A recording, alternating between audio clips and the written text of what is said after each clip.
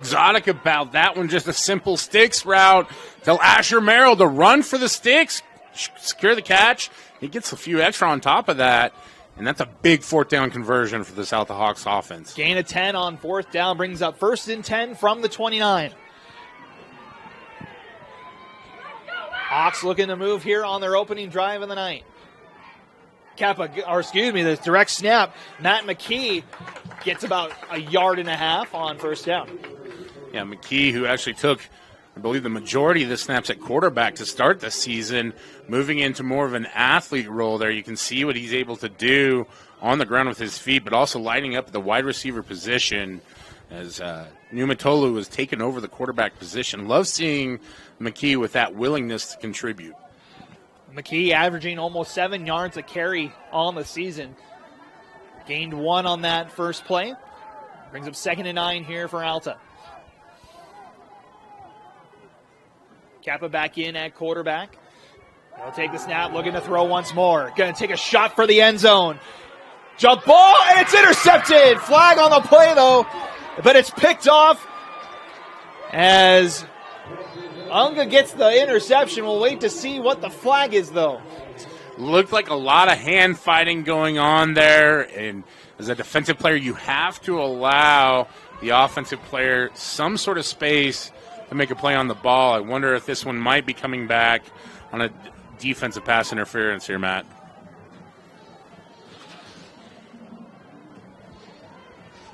Waiting to see who this call is on. The flag is down to the 1 yard line.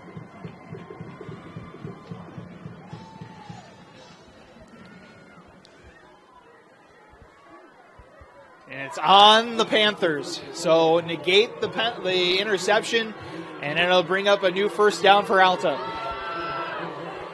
Yeah, I understand the boo birds from the West High sideline. Not in line with that call, but again, so much physical contact. You have to allow the offensive player an opportunity to make a play on the ball. Simply not able to do that. So Unga's interception, although impressive, wiped off the books here early in the first quarter. And for Alta, this gives them a great opportunity moving into the red zone here. And officially into the red zone. 1st and 10 from the 14. Handoff. Fighting his way through traffic is Anthony Cottis, his first carry of the night. Gains about a yard and a half on first down. Yeah, a very hard-earned yard and a half there. So he was dinking and diving and trying to dodge every single West High defender that he could just to get that positive yardage. Great job by that massive West High front. Hold up the blocking there. We'll see how that plays out. That should be one of those matchups to watch, this Alta run game versus the West High defense. 2nd and about 8 as we reach about 7 minutes to go here, quarter number 1. Kappa back to throw, slots it off to Cottis. Cuts it outside, looking for the corner, and he's in! Touchdown, Alta! How do you do, Anthony Cottis? Well, I'm doing so good, I'm going to have a house party with all my guys in the end zone. What a play. Secures the ball, able to cut upfield, makes a man miss, and keeps the momentum going and dives into the end zone. And, Matt, hard to ask for a better opening drive for this Alta High offense than that. Cottis with the exclamation point on the touchdown. Lining up for the extra point. Kick by Coleman Fisher is up, and it is good. First receiving touchdown of the season for Anthony Cottis puts the Hawks up 7-0 here halfway through the first quarter. And for that Alta High offense, just a great job establishing things early on. So we'll see how West responds here after pretty much just going backwards on the opening drive. 2 penalties, and then the sack on 3rd down, putting them back in their own end zone. As we'll see what the Panthers have in store here for their second drive of the night. And early nerves and miscues, really the story so far for the West High Panthers. Like you mentioned, Matt, the penalties allowing Alta to continue drives. A little bit of a miscommunication there on the 4th down conversion. It's just a simple flat route. There shouldn't be that much open field for, on a 4th and 6 play like that. So what's done is done. An opportunity for this offense to reset things a little bit and trying to establish the tone with their second possession. Chachi Pan and Louis Hamilton back to receive for the Panthers as the kick is off, and it'll be fielded right at the goal line, and the referee says he stepped in the end zone, be a touchback here for the Panthers, and they'll start from their own 20. Well, as good as Chachi Pan looks with those red cleats on, he may have he tried to toe that as much as he could. Yeah, that red toe standing out too much against the white end line there, as the official was right on top of that one. And I'm seeing Alta doing a very good job of getting the ball right to the end line there, preventing the explosive Pan from getting a good return. So back comes out the Panther offense. 4 wideouts in the formation here for Isaiah Suisui. Back to throw. Dumps off near side as Malapei fighting his way out past the 25 on first down. Well, if you can get Malapei involved in the pass game like that, that's going to be a huge asset for West High. He's so good once he gets to the second level, and just a big bruising back with a little bit of speed that maybe catches you by surprise. And West High, no tight ends in this offense, at least not very often. You'll see a lot of this empty open stuff. Spread it out again on 2nd and 6 as Malapei fights up the middle and gets just enough for a first down. Yeah, nice job there by that West High offensive line. Little movement up front in the power game, able to get the first down. Back to work here. 1st and 10 from the 32. So we'll get the play call from the sideline. Trip still left here for Suisui.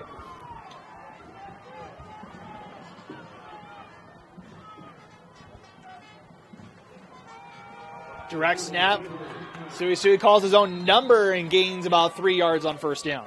I think part of what makes him so appealing as a player at the next level is that he has the athleticism to be a great runner. And the University of Utah recruiting him as an athlete, which I think for any Utah fan who might be listening likely means that he'll be a safety. Most likely. At some point in time. Although with Sione Vaki and his outstanding play on the offensive side of the ball, you never know. But part of what makes Isaiah Suisui such a dynamic player. 2nd and 7. Fake handoff to Pan, and Suisui up the middle for another gain of about 2. We'll spot it at the 40 or 37. And brings up about 2nd and average here, or 3rd and average here. Yeah, 3rd and brown bear. Matt finally catching on here. We've only been doing this for about 3 or 4 games, but yeah. It's okay to be average as long as you finish the drive, right? And it gives West High a great opportunity here on 3rd and 5. A lot of different options. They can go with the QB run if they want, as you see them look over for the check with me sign or something in the pass game. 4 wideouts in the formation for Suisui. Malapei to his right, coming up on 5 minutes to go first quarter. 3rd and 5. Suisui fires over the middle, looking for Pan, and it's broken up. Jackson DeMille getting in the way, and that brings up 4th down. Well, nice job by DeMille to get hands on the ball, or at least hands on Chachi Pan. A rare missed opportunity by Chachi Pan. He's been so reliable, one of the most explosive players for West High. Very surprising drop by him, and huge credit to DeMille for making the play. So Panthers going to line up to punt away again. Malapei back to kick this one away.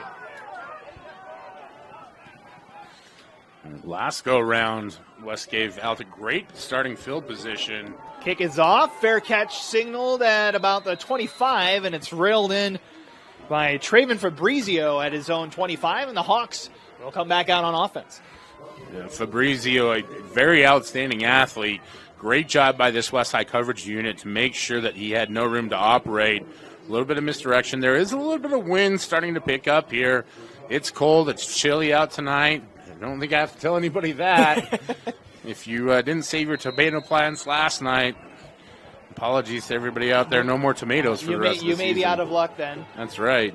As we bring up 1st and 10 from the 25. Here for this Alta offense. Man in motion across the formation. Now back the far side. Now the handoff. Up the middle goes that's 23. That's Nolan Loans. Gets about 4 on first down. And I've seen a lot of different usage of players here for this Alta offense tonight. a few names that we haven't seen all year, this is part of the fun of the playoffs, right? You see some of those sophomores that maybe haven't played, starting to get a little bit more varsity opportunity. And for Kepa, he's been in the starting spot for a while now, trying to do anything you can to give yourself a little bit of a spark. Second and about 6 here for Alta. 4:15 to go first quarter. 3 wideouts in the formation. Kepa has time. Now pressure coming, rolls out of it. Up the far side and darting out of the sideline. See where they spot it. Looks like out to about the 32. Gain of 3 will bring up 3rd and short. Yeah, really impressed by Methodico's patience in the pocket early on. But I tell you what, when big Alvin Puifu is bearing down on you, there's no more time for patience. You abandon that doctorship and you get out and you run. Puts Alta in a nice 3rd and short here at the 32-yard line. Puifu, 10 tackles for loss on the season so far. He's been dangerous on this defensive line. 3rd and about 3 here for Alta. They'll call a timeout and think about this 3rd and short. We'll take the timeout as well. The Hawks with a 7-0 lead, looking to add to it here on KSL Sports Rewind. Welcome back. 4:01 to go here in our opening quarter. Alta and West. Second round matchup here in the 5A state playoffs. Matt Cohn with Brian Brown with you here tonight. Thanks for joining us and kicking off your weekend with some high school football. So we get set for 3rd and 3 here from the 32-yard line. 4 wideouts for Alta. Kepa fakes the handoff, dumps it near side, has a man. Johnson gets out to the 40 and a first down for Alta. You're seeing Alta doing a very good job of attacking those flat spaces and trying to get outside on this West High defense.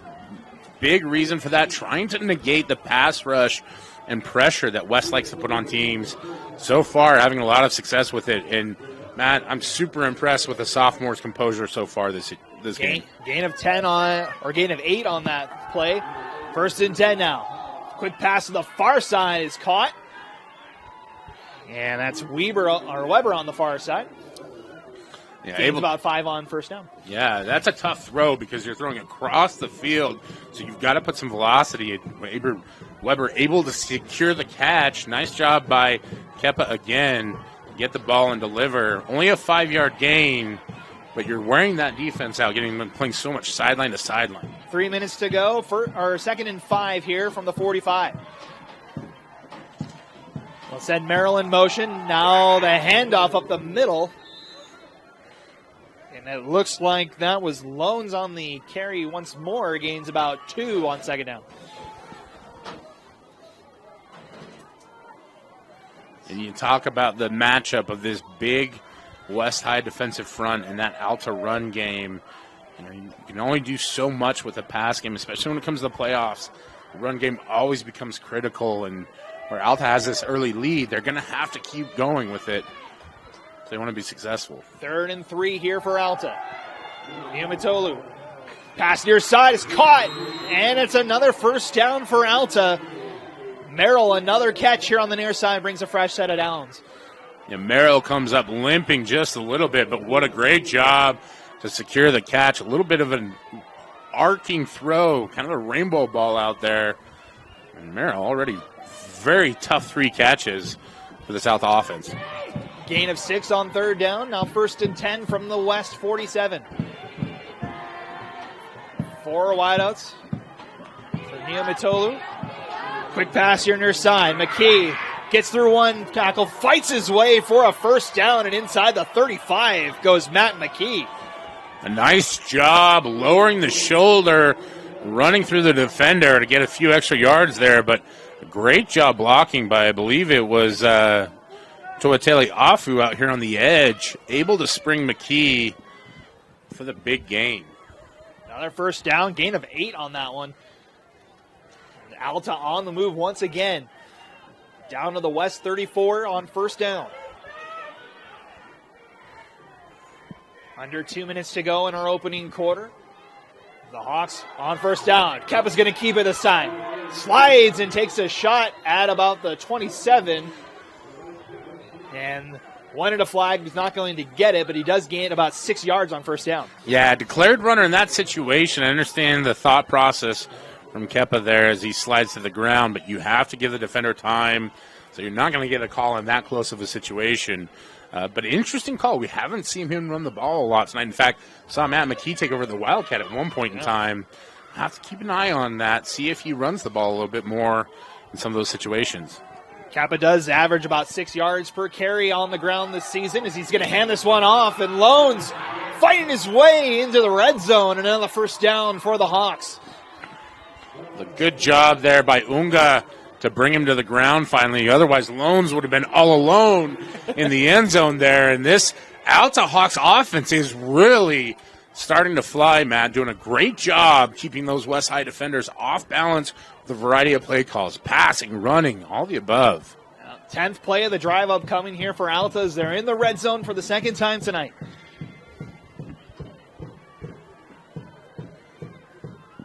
Niumatolo has two wideouts to the far side. He's going to keep it again. Kepa trying to get through. Good stop by Tamani Brown. Ball's out. I heard a whistle. We'll see what they call here. The Panthers got on it, but I think they blew it dead, and it looks like they did at about the 15. Yeah, from our angle, from our vantage point, it looked like he was down, and the ball was dead before anything came loose. Hard for us on this far end of the sideline to really have a good view of it. But good job of that West High defense of keeping Kepa along the line of scrimmage, not allowing him to get outside. And that's going to do it here for our opening quarter. So it's been all Alta through the first 12 minutes of this contest. They're knocking on the door looking for more points as they lead 7-0 heading to the second quarter. You're watching the 5A State Football Championship Tournament, the second round here on KSL Sports Rewind. We'll be back right after this.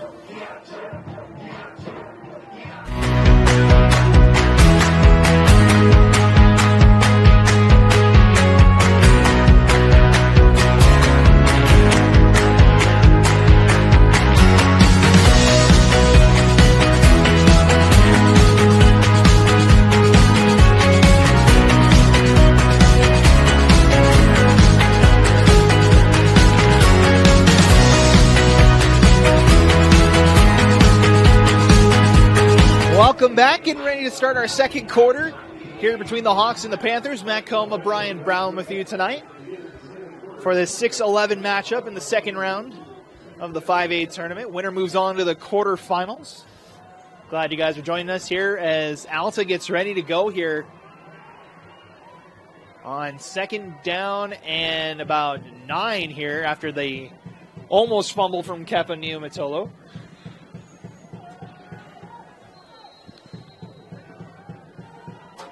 Alta's second trip to the red zone here tonight. Kappa gonna keep it again. Lots of space up the middle as he's tripped up inside the 10. And to be just shy of a first down, but a good decision there from the QB for Alta. Yeah, nice call on the QB draw. We talked about it before the break. Alta's done a really good job of mixing up calls here, going pass and run in a variety of different runs. You see the QB draw gets the big game there, and if it wasn't for Taimani Brown, it might have been a touchdown. And Lapuahu now in the formation. He's going to take the handoff. The big man rumbling, stays on his feet, and he's in!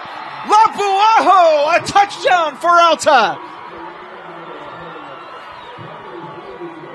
Rewind, top 5 touchdown. That's a thick 6 from Lapuahu. And what balance, what grace. What impressive fight and desire for the big fella as he takes the pitch and keeps his feet, scores a touchdown.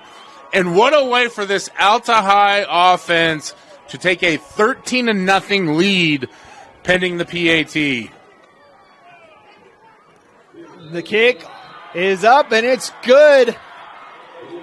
As Lapuaho, 7 yards out, puts the Hawks up 14-0 here on the West Panthers in the second quarter. Man, I'm just beside myself here. You dream of it as an offensive lineman, that one shining moment where you can get a thick 6. We got to witness one live, in person, Just an incredible job, a fun play call. What a play, though, by Lapuahu. What an effort to get in the end zone. And if you'd asked me at the kickoff of this game, if I'd have seen any of the game evolving this way, I would have told you we were crazy. We have a 14-0 Alta High lead. And this West High sideline a little shell-shocked, and rightfully so. The Hawks have came out, established themselves well. Could we see if maybe some of the rust factor here? Alta playing last week, West had the week off. I think that may be part of it. I think the bigger part of it is just Alta came out and from the very jump established a tone with drawing guys off sides and really playing fearlessly with nothing to lose. And West High has simply not found a way to recover. As they go down 2 scores now, they'll have to look to Isaiah Suisui to be the leader and really bring them out. See if Pan can give him a spark here as he's met at the 25. Chachi Pan out to the 25. And as you said, we'll see who can step up for this West High offense. A little bit better on the second drive, but they have yet to even reach midfield here tonight.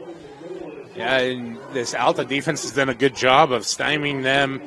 Some of it has been self-inflicted. We saw Chachi Pan drop a pass that he normally secures on a big third down, and the reality is it's going to be on Isaiah Suisui to lead this offense and try and get some points on the board before half. With 11-13 left in the second quarter, plenty of time.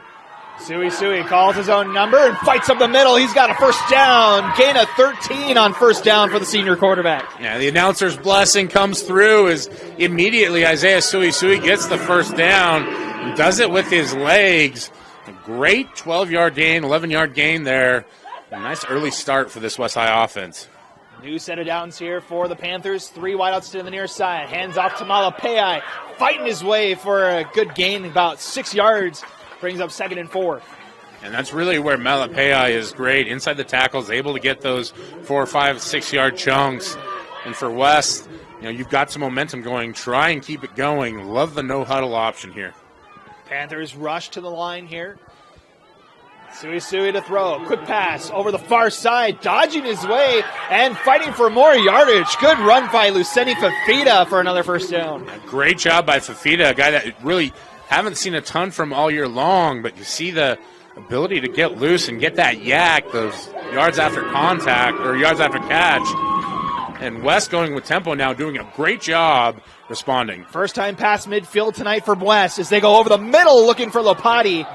Pass just a little too high and brings up 2nd down. Boy, he had Lopati as well. There was plenty of ground for the young freshman to get loose if he was able to secure that ball. And sometimes when that adrenaline starts going on a big drive like that, you get just a little high on those throws. 3 wideouts to the near side here on 2nd and 10. And movement over on the far side. I think that was Fafita. And it's a false start for the Panthers. Yeah, a little jump there and just getting a little excited. And again, if I'm Coach Solovi, I can live with that at this point because we're seeing life from this offense.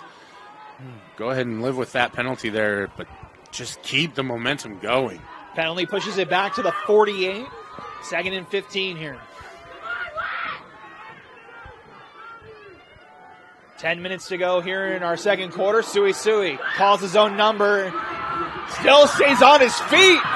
Fights for extra yardage as Suisui gain a 4. Oh, what was at best a 1-yard gain turns into a 5-yard gain. And while that doesn't sound like all that much, it is the leadership, the fight, the drive, desire from Suisui that you love to see, Matt. This West High offense is there now. 3rd and long. 3rd and 11 from the Alta 48. Suisui going to throw. Going to take a shot over the far side. Tip drill. It's picked. Weaving through traffic and spinning down to the 45. That's Paige Miley with the interception for Alta.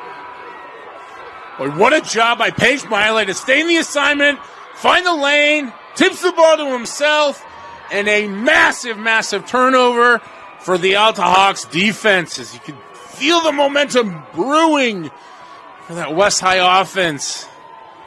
nothing doing to come out of that drive, that possession with 0 points. Huge credit to that Alta High defense for standing tall when they needed to the most. Miley, his third interception of the season, puts Alta back on offense from their own 46. 9:21 to go to halftime. Alta's third drive of the night. There have been two scores on their opening 2 drives. They'll hand it off. Cottis gets about 2 on first down. Yeah, nice job of the West High defensive line. Stand out the blockers. Seeing guys fill their run responsibilities, forcing the run to the outside. He was able to get 2 yards, but this West High defense, they've got to do something on this possession and try and force the ball back. That's a good place to start. Alta has been methodical on offense here tonight. Drives of 7 and 11 plays for their 2 scoring drives already tonight. Send a man in motion, now faking the handoff. Kempa up the far side. Gets through a tackle, and he's met at about the 49-yard line. I believe that was Pan down there in coverage for the Panthers. And now for West, sitting at 3rd and 5 here. Opportunity to get off the field with a 3-and-out would be huge, especially after the turnover for Alta. They've been so successful all game long in keeping their drives going. I have to wonder if there's anything left in the bag there. Maybe surprise this West High defense. 3rd and 4 from the 48-yard line.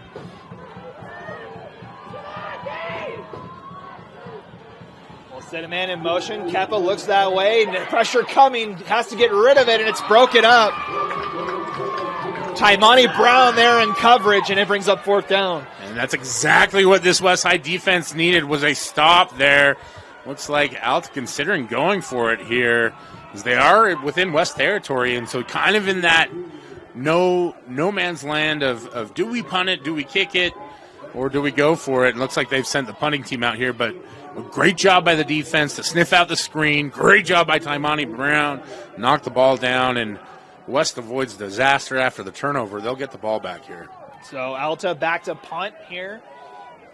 They'll send Matt McKee out to punt this one from his own 40. Chachi Pan waiting at near his own 15. Good kick, comes back to Pan. This Pan will run it. Spins out of a tackle, flags fly at the 20, and he's wrestled down number 5 for the Hawks. It's Calvin Liava'a on the tackle for Alta, and multiple flags on this play. Yeah, from distance as well, all sides of it, so you have to wonder if there's something along the lines of either a face mask or maybe a block in the back there. Pan trying to do a little razzle-dazzle, trying to get him a few extra yards, but it's a good spin move to get a little extra yardage, but we'll see what the flag is here.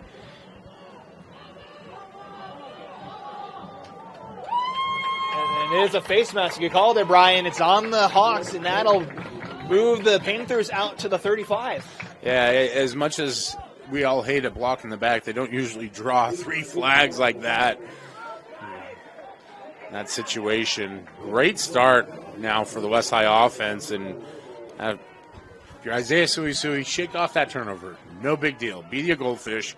Come out. Try and establish that same kind of momentum that you did previous drive.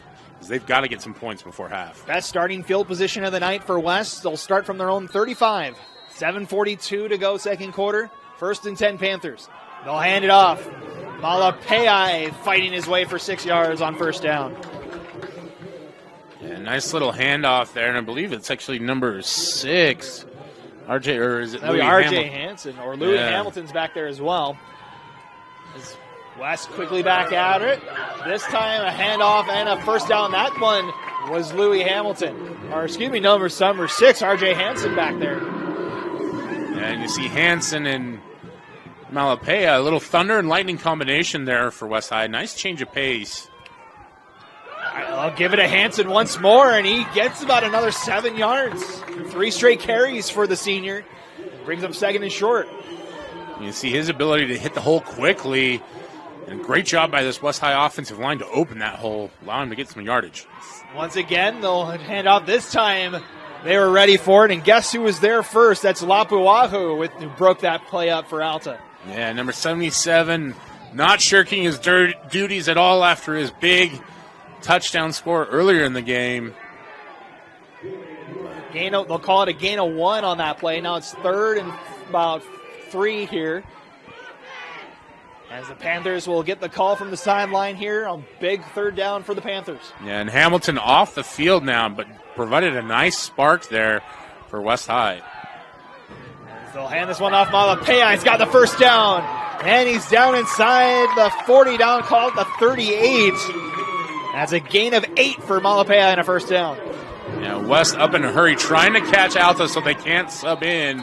And they're forced to call a timeout here, Matt. And probably a wise call there by Alta, as there was personnel shuffling all over the place, a little bit of chaos. From this point where you've got a 14-point lead, go ahead and burn that timeout in the first half. Make sure you got it straight. So the Hawks call timeout. The Panthers on the move, trying to get back in it here. We'll find out what happens on 1st and 10 here on KSL Sports Rewind. Welcome back. 6:11 here to go in our second quarter. Alta with a 14-0 lead, but West on the move here. 1st and 10 from the Alta 37-yard line. 3 wideouts to the near side. They're going to keep running the ball, and it's a good decision. Malapea, another first down near the red zone. Well, you can see that extra burst that Malapea has once he breaks through the line of scrimmage, and West is up and rolling right now. Back to the line of scrimmage. Malapea, this time he's met by the Hawks. As that's number 41, that's going to be Jackson DeMille. And able to stop that one, brings up 2nd down. And nice job by that Alta defense to settle down, and it feels like the tempo almost caught West by surprise on that one, as they were not able to secure the blocks, and finally Alta gets a stop. 2nd and 10 from the 23-yard line here. West trying to get in the end zone for the first time tonight. Trips to the near side. Sui's looking that way. Lost it to the end zone. Has a man. It's caught. Camden Lopati puts West on the board. Well, aloha means hello, but it also means goodbye. And that's goodbye defenses. Camden Lopati reels in the rainbow throw from Isaiah Sui. And just like that, West High is back on the board. Able to get the touchdown. Just an absolutely perfect response from Isaiah Sui and that West High offense. Jody McCossin for the extra point. Kick is up, and it is good. The Panthers back in it. As they go down and score, it's 14-7, 5:16 to go, second quarter. And shout out to Dodi Makasa, who's done a phenomenal job. Stepped in mid-season after the original West High kicker was hurt. And he's done nothing but add excitement and passion to the position and done a great job in securing that for the West High Panthers. Not often that I feel the need to shout out a kicker. I know that the official Rewind Sports brand is for Moose Bingham to do that. I know. I say, you're stealing Moose's thunder here. It's all right. If he wants to talk about offensive line, we'll give him that as well. But we had a thick six tonight, so there's nothing better for me than that. But well, you got to give credit to the Panthers. That was a great response after not really getting much going on offense, able to respond with a good sustained drive for a touchdown. Well, absolutely correct, Matt. And the biggest thing for this offense was finding a rhythm and getting back to the bully ball that we've known them for. Now, I'd like to call this West High offensive unit Trenchtown Block, because that offensive line is so big, so stout, so many talented players. You know, Nuku Mafi, Samisi Tonga, the big names, highly recruited Power 5 guys.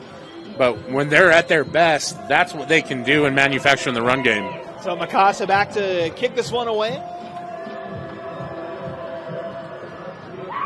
Kick is going to be fielded at about the 1-yard line. Here come the Hawks. Fighting his way out past the 20. He's tripped up. As that was Traven Fabrizio taking it out just past the 20. And you can see Fabrizio lightning quick. It looked like that Celesi Vainuku got him with a literal hand tackle. Not quite a shoestring, but slapped those feet together, able to trip him up enough to get the coverage team to bring him down. And Alta has started out with great field position all game long. With the change in momentum, let's see if this West High defense can maybe create a little bit more. 3 and out, last drive for the Hawks. See what they do on this one. Kappa checks it down. Runs and slides near the 30. Gets up about 7. Brings up 2nd and 3. And talk about presence. And the youngster, Numatolu, has a lot of that. Able to slide early on, avoid the hit. See, under duress, does a nice job scrambling for a pretty good gain there on first down. Gain of 7, brings up 2nd and 3 here for Alta. Clock ticking under 5 minutes to go now until we reach halftime.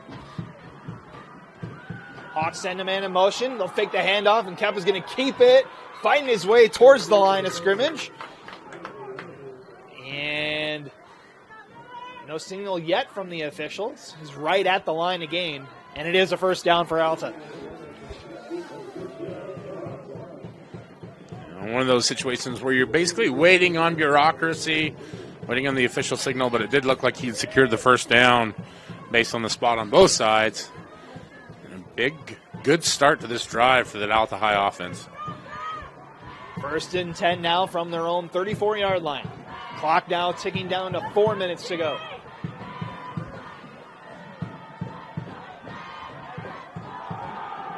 Hawks with a handoff. Here's Loans trying to spin out of a tackle. Gets out to the 41-yard line. As Race Walker there to bring him down. Gain of about 7 on first down. Yeah, Walker, one of the big-time tacklers on this West Side defense, but on that one, a great job by Wyatt Johnson on the, what looked like the old-school Madden halfback lead there. Fullback action? It's like a time warp out there.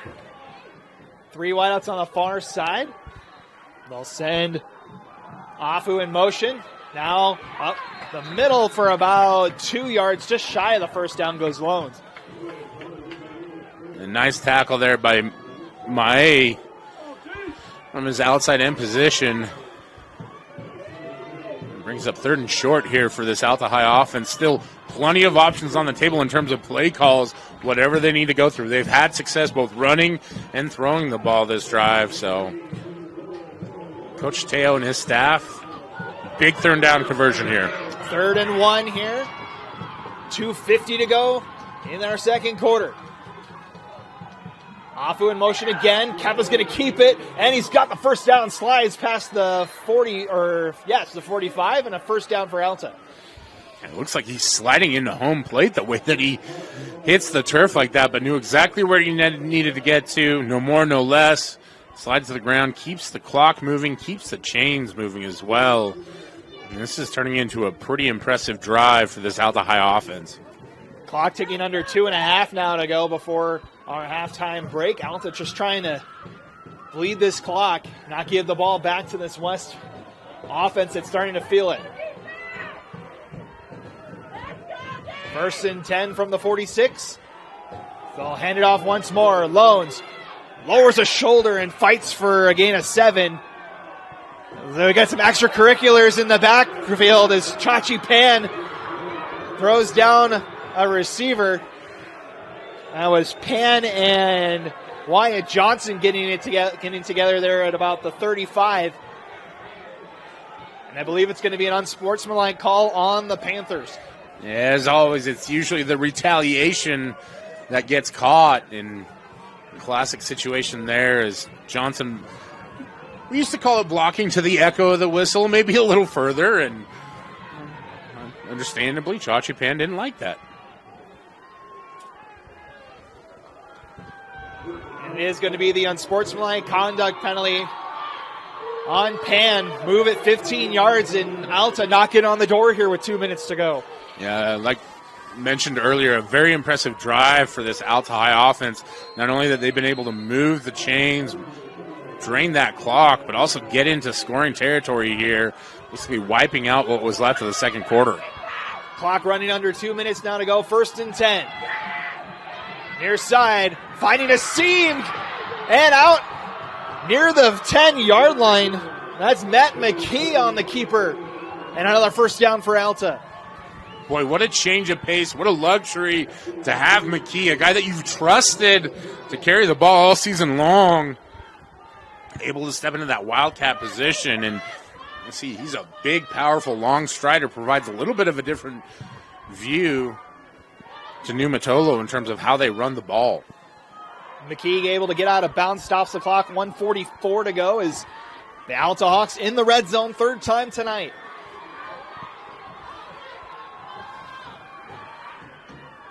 First and 10 from the 16. They'll hand it off, fake the handoff as McKee will fight for 2 yards. That clock will continue to run as it'll be about 2nd and 8. Yeah, and listen, with McKee having a history of throwing the football, you have to play that as honestly as possible. And unfortunately, we're going to have an injury timeout as there's an Alta player down still. I think that's McKee maybe. As he goes down, as they look at the injured Hawk, we'll step aside. 1:30 to go here in our second quarter. We'll be right back. Welcome back as McKee able to get up on his own power and jog back to the sideline. Good to see for the Alta junior there. Gain of 2, 2nd and about 8 from the 14-yard line here for Alta. Yeah, he's provided a nice spark for them, especially in the running game there. Good to see him going off under his own power. It looked like it might have been upper body or an extremity injury, so we hope to see him later in the game. 9th play of the drive is Keppa's going to keep it again, fighting his way near the the 10. Gain of 2, as the clock will continue to run under 1:15 to go now. And decision time here for Alta with about 3rd and 6. And you see the early gamesmanship where Westside was forced to burn some timeouts, now coming back to bite them a little bit here. This possession, not able to stop that clock as it's going to tick down, and this will likely be the last possession of the half here for us. Alta does have 1 timeout left if they choose to use it. Clock's down to 45 now. As they'll take the snap. 3rd down. Hit pressure coming. Able to get rid of it. Loans rung out of bounds. He'll be short of the line of gain as New Methodical got all kinds of pressure but able to get rid of that football. Boy, what an impressive job by Race Walker Adams to bring down the ball carrier as well. And you see, looks like we're going to get a stop to the clock here either because the player went out of bounds or... And it was wrestled out of bounds there with 38 seconds to go. It's going to be 4th and 1 here for Alta. And they are going to run the clock. So they say he was in bounds. This is a huge, huge opportunity for this West High defense to get a stop. This has been a long, long drive. Well over 10 plays now, Matt. And clock's running under 20. They'll see Alta does have 1 timeout left here, as the play clock runs down to 0. Yeah, it looks like they were just running that one down to take as much time off as possible and call the timeout. Referees are going to confer about it here. I'm always curious what goes on in those huddles. Play clock is at 0. The game clock at 16 seconds here. I believe a timeout was called, but not sure which team called it. In these situations, especially where it's, every play becomes so critical, you always want those officials to be on the same page, make sure everybody's got everything straightened out and properly accounted for, especially when it comes to things like number of downs, number of timeouts, all that kind of bookkeeping, so to speak. Not as many people involved in that as maybe in the college or the NFL level. So, but either way, it's decision time here for Alta. It's 4th and 1 from the 8-yard line. You could potentially go for it, but with 16 seconds left and potentially only 1 timeout left, depending on if they just used it or not. But I think it's a huge win for West High if they come out of here with just 3 points or even no points. And I think that if you're Coach Teo and talking about it, that's the bigger determining factor, is if you come away from what's been an incredible drive with 0 points, how does that play into the psyche of your team? And it seems like Coach Teo is thinking along the same lines that I am, which we'll just go ahead and count that up to luck on my end. They'll kick the field goal. As we get more whistles here, the referees explaining it to the West coaches here about what actually just happened here.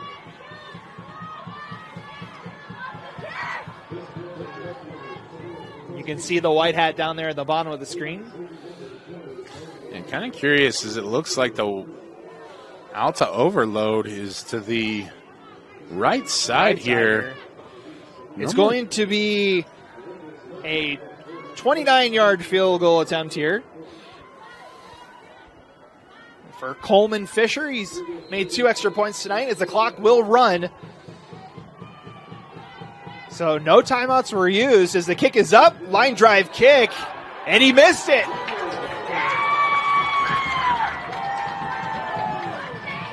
Pressure up the middle from the Panthers.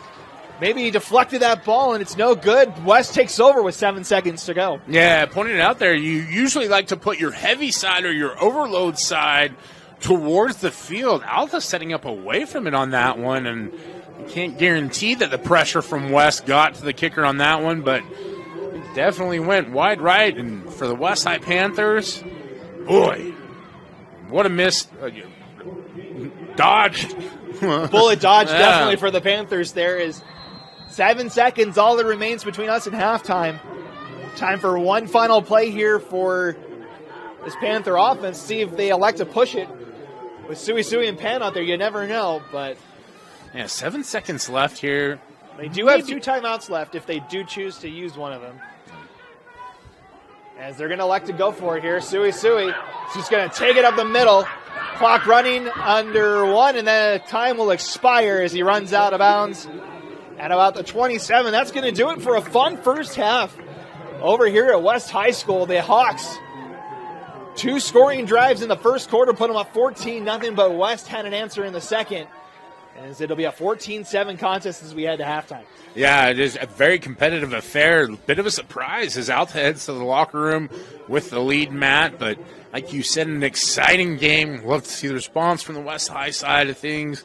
We'll see what happens here and what should be an even better second half. So strap in, folks. We're in store for a great second half. After 2 quarters, it's the Alta Hawks 14 and the West Panthers 7. You're watching the 5A Football State Championship Tournament, the second round here on KSL Sports Rewind. We'll be back with the second half in just a little bit. Welcome back, football fans, as we get ready to go for our third quarter here between Alta and West, the 6-11 matchup in the 5A bracket. Matt Coma and Brian Brown with you. It's been a fun one so far. Brian, your thoughts on that first half? Yeah, that it has, Matt. A real impressive start for this Alta Hawks team. Came out of the chutes firing on all cylinders, able to jump to a 14-0 lead early on. And we saw the counter from Isaiah Sui in this West High offense and leading us to the 14-7 score at half. Expect that both teams will come out. The nerves are gone at this point, right? You're playing with house money if you're Alta, and if you're West High, it's an uphill fight. But we've seen them re-engage in that fight. So I look forward to a really competitive second half here. Crowd's into it. DJ's been bumping the music all halftime, so I couldn't be more excited than being here with you on a Friday night. Let's tell you how we got here before the teams get back out onto the field here for the second half. West went 3 and out on their first drive of the night, but Alta was able to respond. An 8-play drive capped off by a pass touchdown from Kepa to Cottis.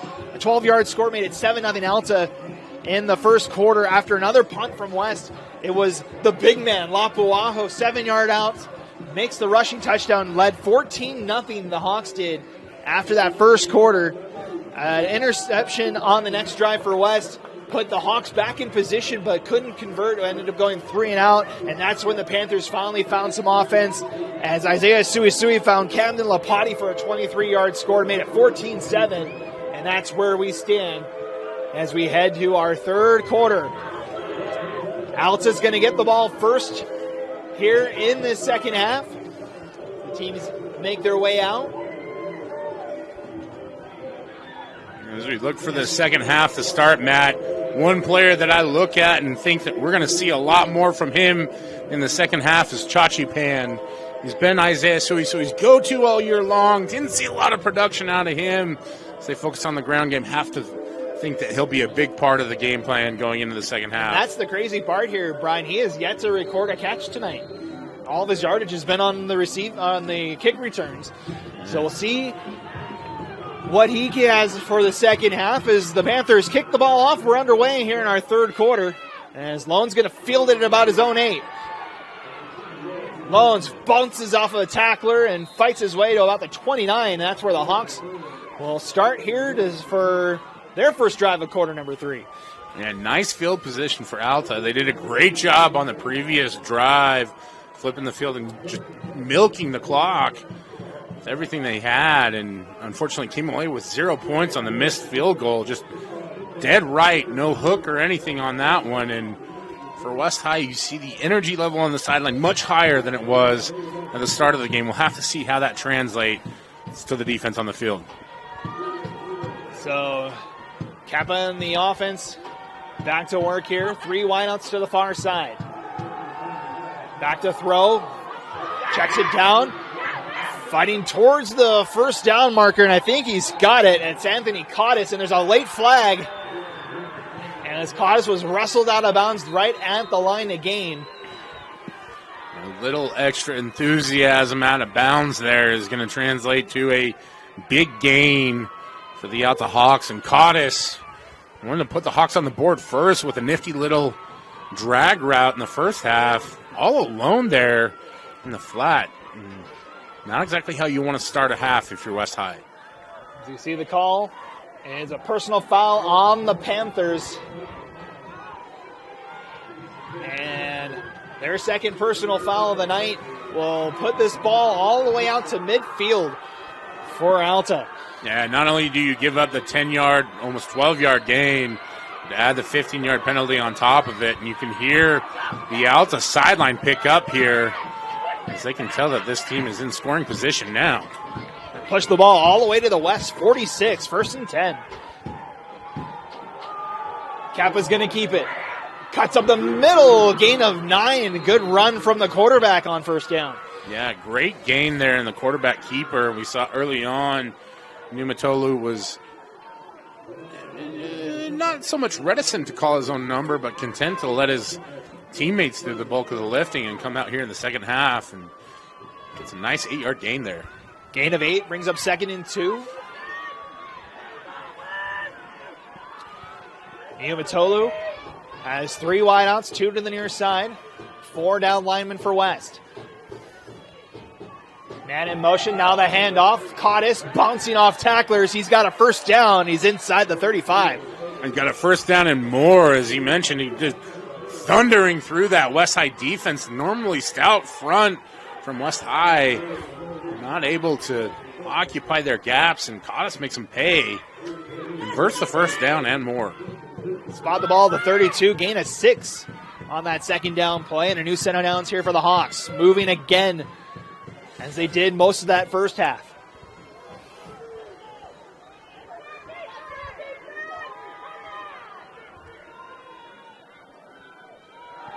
Kappa back to throw this time. Going to dart it over the far side. Cutting off that route was Lava Vaila. He almost picked that one off on the far side. Yeah, great anticipation and timing by Vailahi as he steps in front of it. And nice break up to the momentum that Alta had been building throughout that drive.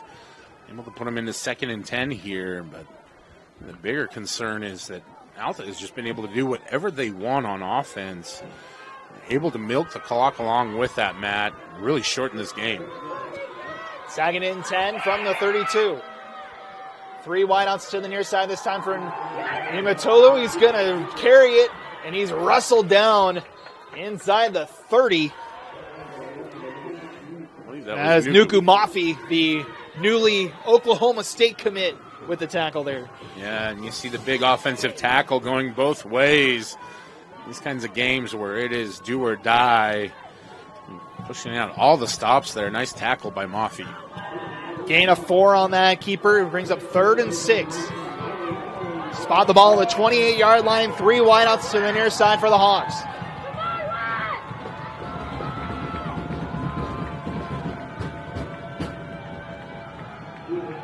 Numatolu going to fire over the middle. Incomplete. Broken up. As Vailahi looks like he was the one that broke that up, and it brings up 4th down. Yeah, a couple different West defenders in the area there is Race Walker-Adams and Vailahi and Chachi Pan out there, able to get the deflection, and for West, big stop there on 3rd down. They'll force the field goal here on 4th down, and we'll see after the miss what will happen here with Alta. Yeah, the Coleman Fisher 0 for 1 so far tonight. Will try it for 46 yards. Kick is away. Line drive kick sails through the night air, and he's got it. 46-yard field goal for Coleman Fisher, and the Hawks have a 10-point lead. A nice job by Fisher. Get the ball through the uprights. And Alta ends that drive with points as they go up 17-7 here with 9:36 left in the 3rd quarter, Matt. And for the West High defense, after allowing multiple drives to go deep into their own territory, they finally get a stop there on 3rd down. See a little bit of life. This is a program that's been built around that defense so much. And to be able to hold that Alta offense, I think, is a positive indicator for them as we start the second half. So the Hawks put 3 on the board in their first drive of this half. See what the Panthers have in store. It took a while to get the offense running in that first half, but their last drive, they were able to find the end zone. Yeah, and the key word being they're running the ball, right? A mixture of Louis Hamilton and Kelvin Malapei running the ball is what allowed them to get downfield in a hurry and then capitalize with Isaiah. So we rainbow throw to Lopati in the end zone. We'll see if they come out and try to establish that quick tempo offense again here in the second half. As we get back underway, Louis Hamilton's going to take this one from his own 8. Hamilton up the middle, breaking tackles, spun around at the 40. Big gain for the Panthers, and they'll start near midfield. Great job by Hamilton to use his blockers as a shield, and you see the speedster cut inside, able to get a few more yards, and puts West in great field position there at the 42-yard line, Matt. And that's the kind of plays, those plus plays on special teams, really are going to need to go in West's favor if they're going to make a comeback here. So Sui in the offense, back to work, 1st and 10 from their 42. 4 wideouts in the formation, bumbled on the snap, able to sling it out to Chachi Pan, who fights his way for a yard. There's a couple of players in the West bench. Sui quick thinking there. I think he was trying to hand that off to Malapei, but kind of bobbled the snap and able to get it out to Pan. Yeah, it looked like it might have been an RPO, and Lopati tried to throw a block out there as well for Pan. Was he able to fight and get at least a couple yards on a bit of a broken play, and you'll see a substitution here as Louis Hamilton comes into the backfield. So 2 backs in the backfield along with Sui. Gain of 2 brings up 2nd and 8. And off to Malapei as he stood up and brought down Leka Tuakoi with the tackle for the Hawks. Brings up 3rd and long for West. Yeah, Tuakoi wrestles him to the ground, but I believe it was number 5, Calvin Liava'a, who initially stopped him on that one. Great job to fill the hole by Liava'a. At 3rd and 8. Clock running. Approaching 8 minutes to go here in our 3rd quarter. Winner moves on to the quarterfinals for a date against either the Lakers of Bonneville or the Royals of Roy. Sui. Gonna hand it off. Malapei racing to the corner. Fights his way towards midfield, but he's going to be short of the line to gain. About 2 yards shy. And decision time here for the Panthers. Yeah, I think a play call like that normally indicates the decision's been made. We want to go for it here on 4th down, and they're lined up and ready to go. Quick to the line, ball in midfield, 4th and 2. Panthers will think about it here. Play call is in, 4th and 2 here for the Panthers. Pressure coming for the Hawks. They'll throw it over the middle, and it's connected. Down to the 35 goes Luceni Fafita for a first down. A great job by Fafita to secure the catch. Even better job by Sui Sui to deliver the throw. And West up and using tempo, trying to capitalize on the first down. Gain of 15 as they will hand it off. Ball. Pei stood up right at the line of gain. As that's number 72, Gabe Ofisa with the tackle. And Ofisa, a little help there as well from, I believe it was Jackson DeMille. Nevertheless, Alta's not been fooled by the attempts to go tempo on first down after the conversions and puts West in a second and long here. No gain on the play, maybe half a yard. Still second and 10. Sui Sui to throw. Pressure coming as they set up the screen. Hamilton has room on the far side. Down the sideline. And he's in. Touchdown, Panthers. Lightning Louis Hamilton. Don't give him open space. He'll take it all.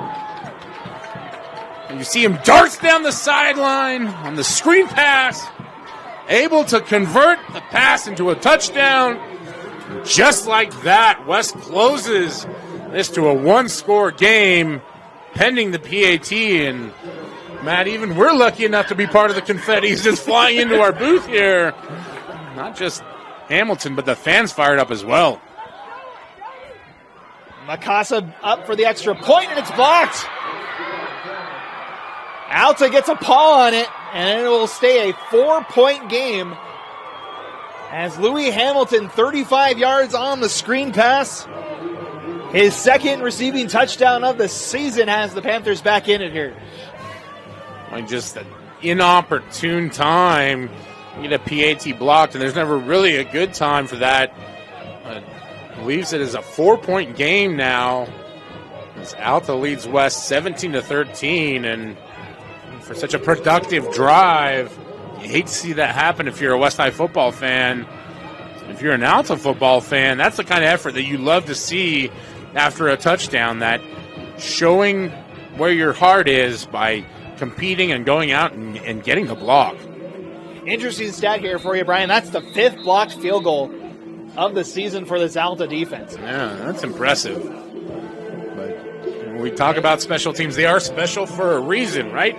A lot of opportunity to make plays and capitalize on situations that often we as fans maybe overlook. And see, that could end up being a big factor as it increases this lead to 4 instead of 3. So the Panthers lining up to kick this one back. As Loans and Fabrizio are back for the Hawks.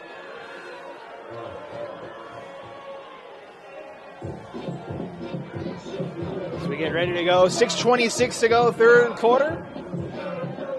Kick is away, a line drive kick will go out of bounds, and that'll give the Hawks good field position to start the drive. And not what you want to see back-to-back from your kicker, as Doty not able to connect on either of those and walks off with a little bit of frustration over here to the sideline.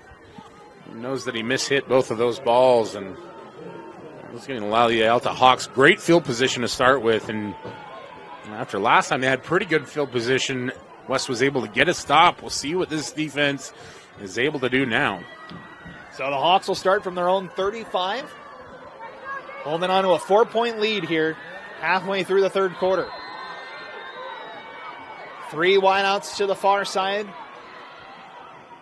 for Kepa Niumatolo. Kepa looks that way, going to sling it over there, and it's broken up.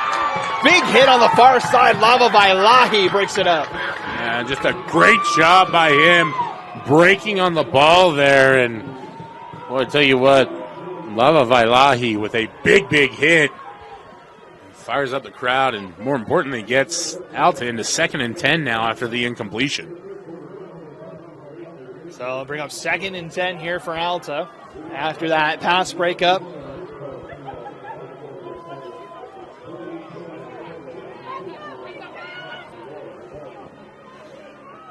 We haven't seen Alta really be in 2nd or 3rd and long very often all game long. It's a great opportunity for West. Check pass here to the near side. Wyatt Johnson gets out past the 40, and he's wrestled down by Unga here on the near side. Gain of about 7. I'll tell you what, Wyatt Johnson's not going to be one of those guys that you end up seeing playing somewhere on Saturdays, but just an absolute tough, gritty runner. Takes multiple West defenders to bring him down. Just no quit, no give up in him whatsoever. So they'll spread it out here on 3rd and 3. 5 wideouts in the formation for Alta. Niumitolu, pressure coming, fires over the middle, and it's incomplete. Intended receiver was Johnson.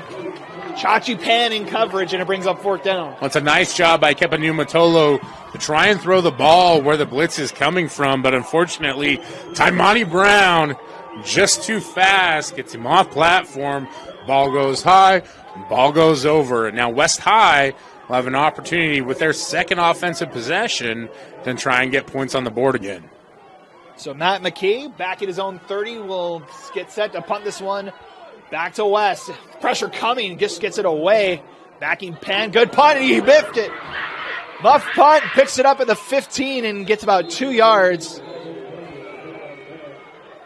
It's an uncharacteristic mistake from Chachi Pan there, backs up the Panthers inside their own 20. Yeah, and you can see the frustration with Pan as he spikes the ball on the sidelines, knowing that he missed an opportunity to really try and bring West High in a good field position there, but also all game long, he's been very stymied by this Alta defense, and you can tell that he's such a competitive kid, wants to contribute, and you hope he'll get an opportunity at some point here, but nevertheless, West High coming out with an opportunity to really change the pace of this game. He's got 1 catch for 2 yards so far in this game. One of the top receivers in the state of Utah. As I say it, he gets his first big catch of the game. A gain of 13. Chachi Pan, a 1st down. You can see why Isaiah Suisui likes throwing to him so much. Secures the catch on the quick slant. Able to dodge a defender and get a few extra yards. Pick up that 1st down, and whatever mistake he made on the punt, that catch is helping to make up for it. Gain of 13, 1st and 10 from the 30. Game clock approaching 5 minutes to go here in the 3rd quarter. Suisui going to call his own number.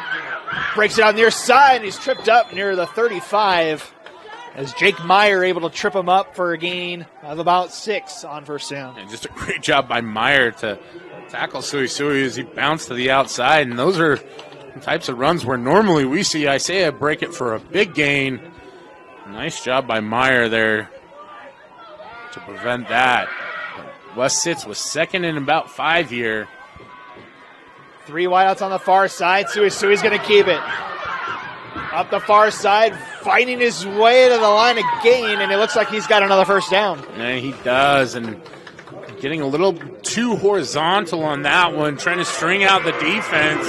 It's just enough space, allows him to get upfield and convert the 1st down, but looks like he's going to have to come off with an equipment timeout here. At Suisui lost his helmet on the play, so he's going to have to come out for 1 play. Camden Lopati will be back in there for quarterback for the Panthers. And Lopati, the freshman backup, so he has some experience. Has thrown the ball 6 times this season. And we're going to get a timeout by the Panthers as the play clock was running down there. Well, we'll see if it is the timeout or not. Yeah, I think we might have had a play clock issue as Suisui was coming off the field. It already started the play clock, if I'm not mistaken. And it looks like they were trying to ask for it to be bumped back up. And there will be a timeout, so we'll stay on here. They'll reset the play clock. Yeah, with an official's timeout like that, they should reset the play clock to 25. Looks like they have figured that all out. We'll find out at some point in time if that means that West was able to maintain that timeout. And with a close competitive affair so far, Matt, that's a big, big deal. It is a big deal. It would have cost the Panthers a timeout there. They get to keep it with 4:25 to go here in the 3rd quarter. And credit to this officiating crew, correcting the mistake and making sure everything stayed straight. So Lopati in at quarterback. He's just going to hand it off to Malapai, who fights his way out past the 45, and that is Jackson DeMille on the tackle. Nice shot by Malapai. He is almost like guaranteed 4 or 5 yards, and able to just really shorten the field in terms of trying to get those conversions. When you can operate from 2nd and 6, it's just such an advantage. 2nd and 5 here is the quick pass. Looking for Chachi Pan just behind him. In coverage was Paige Miley. A nice job by Miley from his linebacker position, almost playing like a nickel today with the way West runs their personnel groupings. So 3rd and 6 now for the Panthers. Need to get to the 49 for a first down. Sui. Surveying options. Now he's going to run for it. Cuts inside. Gets the first down. Has more. Down inside the 40. Isaiah Sui with a big gain. And that's where Isaiah Sui can do so much damage with his legs. When he cuts inside and gets going downhill, he's so hard to bring down. Those Utah diehard football fans in the state, reminiscent of Chucky Keaton, Utah State quarterback, just slippery. Gain of 16 puts West in Alta territory. Handoff. Faked. Sui weaving through traffic. Great read from the quarterback. Gains 3 as that was close to being blown up right in the middle of the backfield. Yeah, credit to Jackson DeMille, who's been all over the field today. Does a great job stopping Malapaya in the backfield. And I'm not sure that was a designed pull, but a great job of an awareness by Sui to turn that into chicken salad. 4 wideouts here for West, 2nd and 7. Sui, quick pass here near side. Connects with Unga. And he's near a first down. And he's got another first down. Yeah, when West is at their best, this is how the offense looks, right? Able to move the ball both on the ground and through the air. Just a nice job by Sui to find Unga on the out route. 9th play of the drive upcoming here for West as they're down to the 28. Officially the longest drive of the night for West as well. Yeah, and you can see Alta players' hands on hips a little bit out there as this defense is starting to wear down. No, handed to Hamilton. He's blown up at about the 25-yard line. Number 56. That's Seth Watson with the big tackle there. Yeah, nice job by Watson, who's bringing Vae'ika Kula with him on that one. He's not able to. Gain of 3 brings up 2nd and 7 from the 25-yard line.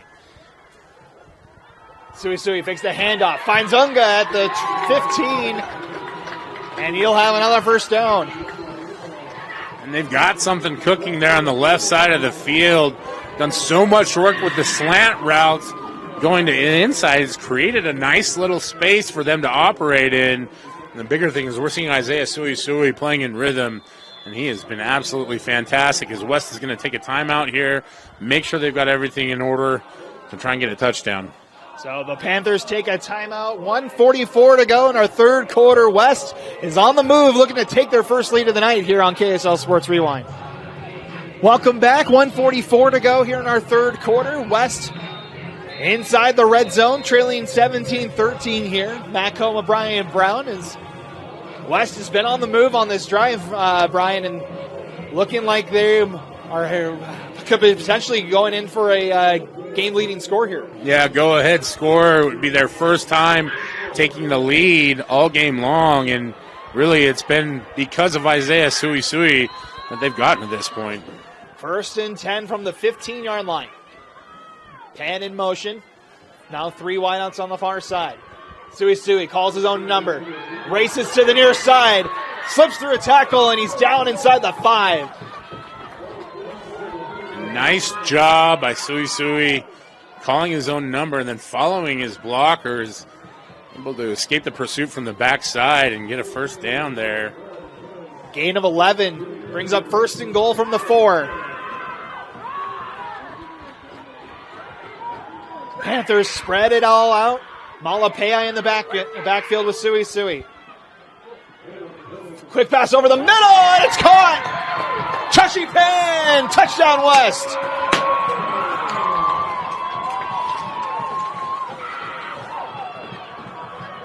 Isaiah Suey marches the Panthers down the field, stares down the face of adversity and says, "Not today," as he hits Chachi Pan on the slant. And Pan, with the exclamation point on that touchdown drive, puts the Panthers ahead. So Mikasa back in there. Had his extra point blocked last time out. This would put them up by 3. This one high in the air, and that is good. And the Panthers have their first lead of the night. They lead at 20-17 here late in the third quarter. And not quite popping bottles, but confetti flies everywhere as the Panthers claw their way ahead there, Matt. And whatever issues going on in the first half seem to be corrected as this offense is finally firing on all cylinders. The West High Panther Lamberfeeties, hey, they're all in gear right now. That is the third passing touchdown for Suey tonight. 3 different receivers as Pan picks up his 10th receiving touchdown of the season. And for Alta, if you're a Hawks fan or if you're on that Hawks sideline right now, your thought is, how do we stop the slant route? Because it has absolutely changed the game here for West High, and maybe more so, how do you stop Isaiah Suey? Because he was able to do it on that drive, both on the ground and through the air. Just a terrific job by him. And for Alta, first time all game, now they're challenged with the task of having to respond. So we'll see if the Hawks have an answer here. Fabrizio and Loans back to receive on Dodi Makasa's kick. You have to think that answer will have to be in some way, shape, or form, including Kepa Numitolu. That ball goes out of the back of the end zone there. Kick goes out of the back of the end zone. Hawks will start at their own 20. And a big drive here for Kepa and the Hawks offense, as they have had a punt and a field goal here in the second half. And now trail for the first time tonight. Yeah, I'm not the vice president of body language the way that Bill Simmons is, but you can sense a difference right now on this West High sideline. There's much more energy, investment, engagement, and on the outside sideline, and see a little bit of nerves almost as they can feel this one slipping away. Numitolu going to throw it near side as Johnson breaks a tackle and out to the 25. Gain of about 5 on first down. I tell you what, if you need a solid response, Wyatt Johnson is as solid as you're going to find on this Alta football team. He's done everything tonight, laying blocks, catching balls. Just a nice little 6-yard gain there, but when you're backed up, and you're feeling that pressure and that momentum, a 6-yard gain can mean everything. Under a minute now to go here in our third quarter. 2nd and 5 for Alta. 3 wideouts to the far side. They'll send Johnson in motion. Now fake the handoff, dump it over to Johnson on the far side. He's got the first down and out past the 30. Yeah, almost like a play-action RPO there from Alta. Creative play call as you fake the handoff to one side and then hit Johnson cutting across the field on the other. And 2 plays, and Wyatt Johnson has this offense ready to roll. And that's going to probably do it here for the third quarter, as the offense looks like they're content to let this clock run down under 10 seconds to go. And strap yourselves in, folks. We're in for a great finish here in the second round of the 5A state playoffs. The Alta Hawks trail by 3 points here. It's been all West in the third quarter. They take a 20-17 lead into the fourth quarter. We'll bring you the final 12 minutes here after this short break. You're watching the 5A state playoffs here on KSL Sports Rewind. Welcome back. 12 minutes is all that's left in this contest. We're in the fourth quarter. Alta down 20-17 on the move. 1st and 10 from their own 34.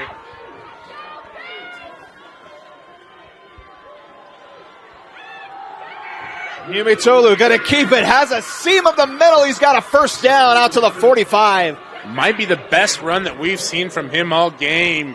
Just absolutely explosive. Right up the middle for the first down, and coming out of the fourth quarter break. A great job by Numitolu to get the first down. Gain of 12 there. Brings the ball out near midfield. 1st and 10 from the 45. Play clock down to 10. 3 wideouts on the far side for Numitolu. Gonna look that way. Throws far side. It's got a man.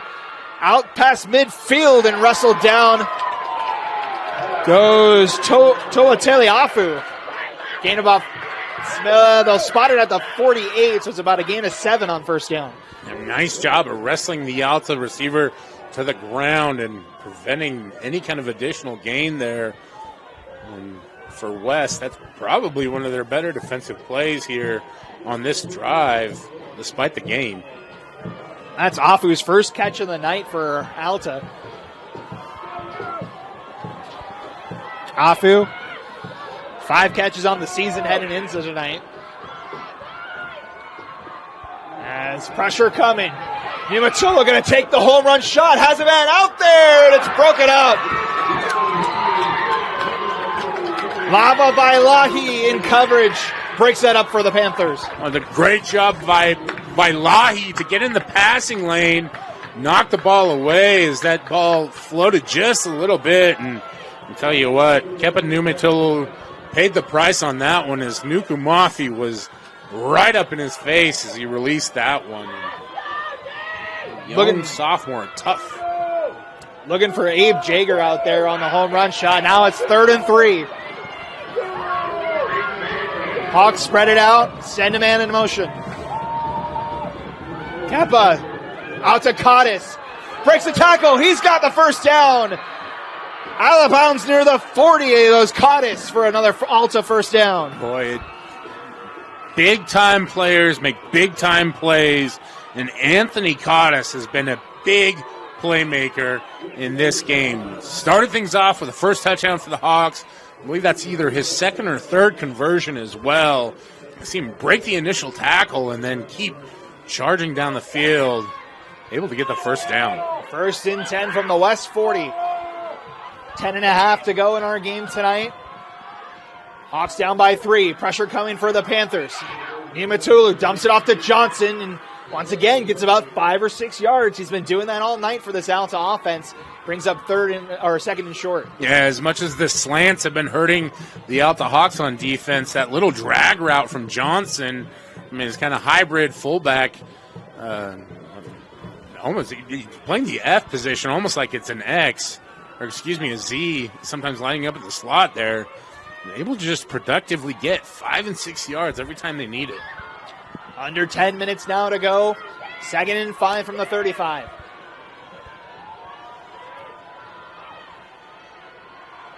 West shows pressure. They're going to hand it off to Cottis. He's got the corner. Got another first down, and he fights his way inside the 25. Well, it was weird because it almost felt like everybody had heard a whistle or something like that. And we have an injured Panther down on the sideline.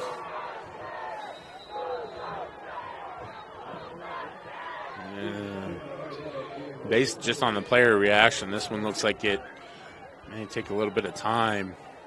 Is everybody giving some space here? You hate to see that, especially on the sidelines there where sometimes it can get so crowded. There was a collision there. That's right where Cottis was forced out of bounds. As we have an injured Panther, we'll step aside and be right back in just a minute. Welcome back as you see Lava Vailahi able to get back up. He was the injured Panther over on that far side. Scary moment there, but glad to see him back up on his own feet. Yeah, and you always want to be extra precautious with those situations where one player comes flying in and hits their head one way or the other, especially with someone like Lava Vailahi. He's played so well here in the second half. So a gain of 12 from Cottis on that play brings up 1st and 10 from the 23. So we're just waiting for play to start here. 9:37 to go. swing. That's Matt McKee's in the backfield here to take this draw.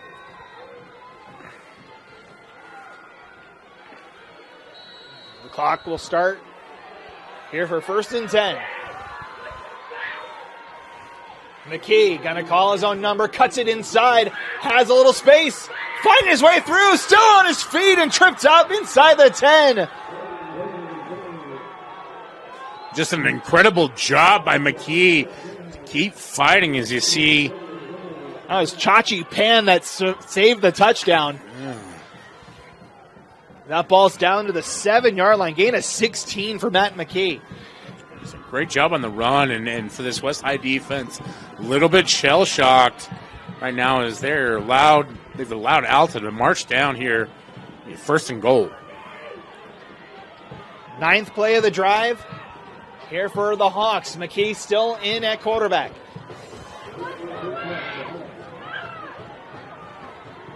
McKee fumbles the snap, and he'll just go down, but whistles fly anyway.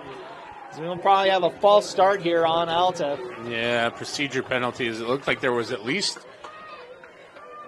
I believe, 2 players in motion at once there, but regardless, a critical mistake averted despite the penalty.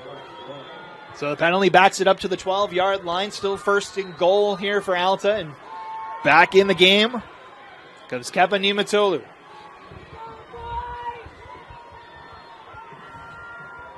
Three wideouts here to the near side. 4 in total. 4 down linemen for West.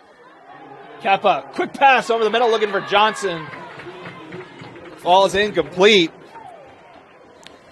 Isaiah Engelau in coverage there for West. And as much as this West Side defense looks a little bit shell-shocked, Alta tried to attack him right at the heart. Multiple West defenders around there, and Kepa not able to thread the needle on that one, and understandably so. What was started out as a very promising 1st and goal is now 2nd and long. 2nd and goal from the 12 here for Alta. Keep things tight this time as Niumatolu looking for the end zone, incomplete. Looking for Brian Weber on the far side, and then 3rd and goal. Yeah, Weber was well covered, and Niumatolu under duress there. That West High defensive front was bearing down, and 3rd and long here. 3rd and goal still, but 3rd and goal from the 12 is a little bit different, Matt. So 3rd and goal from the 12, as Brian mentioned. They'll spread things out here. You need to find the end zone, or a field goal would tie it. Niumatolu gonna fire for the end zone. Too high for McKee. It's incomplete. Manu Tuaone in coverage, and it's 4th down. Yeah, Kepa had his man out there. Just not able to get the ball and connect with him on that one. And West again stands tall when they need it the most. Able to force the field goal attempt here. So it'll be Coleman Fisher this time from 30 yards out. Missed from 29 in the first half. And is hit from 46 back in the 3rd quarter. Snap is good. Hold is good. Line drive kick. And it is good. Coleman Fisher, 2 for 3 tonight, and we are tied with 8:49 to go here in the 4th quarter.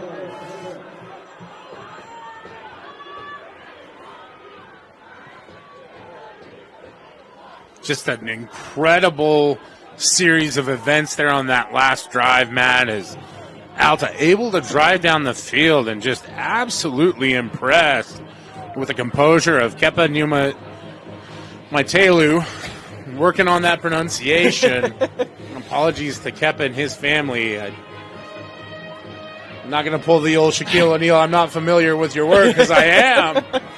But he's been so good and so confident all night long, able to continually get Alta into position to score and respond all game. And now it's back and forth affair. We've got another opportunity for West High to do the same. So we move forward, 8:49 to go in our contest. We're tied at 20. Winner moves on to the quarterfinals where they'll most likely take on Roy. Score update in the third quarter. It's 33-0 in favor of the Royals. So the winner's going to have to go up to Roy next week in order to try and get to Rice Eccles as the kick is fielded by Chachi Pan in his own one. Pan looking for a seam, ends up getting taken down near the 29-yard line. And back comes out this West Panther offense. They have been electric. 2 drives so far in this half, 2 touchdowns. Yeah, you can't ask for much more in terms of efficiency, and really it's been Isaiah Suisui who's grabbed control of this game and done so both on the ground, running and throwing. We'll see what he's able to do here, if there's any kind of adjustment that Alta can make to stop him or at least slow him down. 1st and 10 from their own 30, and as we get motion on the line, no flags were thrown, and it is a false start on the Panthers. Yeah, everybody moving on that one but the center, and the only confusion I have is that we had the referee standing right there as the ball was about to be snapped. So back it up 5 yards, brings up 1st and 15. 8:43 to go here in the contest. Handoff to Malapei, fighting his way towards the original line and met by the Alta Hawk defense. He'll be close to the original line of scrimmage, but you can see that Alta defense swarming over top of Malapei, trying to rip the ball away. And guess who was in there? Jackson DeMille once again in that coverage. Gabe Ofisa also there for the tackle. Gain of 4 brings up 2nd and 11. Clock running now to 8:10 to go. Go for the sweep with Pan. Turns it upfield. Lost the football.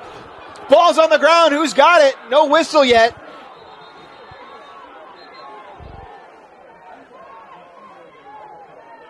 As we've got a pile up, I think Pan was able to get back on it, and he did. It's 3rd down. Boy, you always got to be wary with those low tackles. Balls tend to pop out as guys feel their feet come out from underneath them.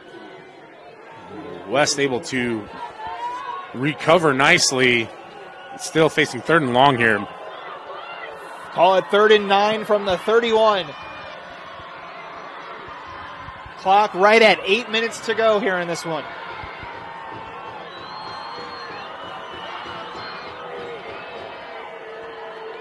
Hawks fans on the far side making noise as Suisui will hand it off. Fighting his way up the middle is Malapei. He's going to be about 3.5 yards short. And now it's 4th down here for West. Yeah, interesting call there as they choose to hand the ball off. But clearly pre-decided that they were going to go for it on 4th down. They're going to go quick here. Try and catch the Hawks offside.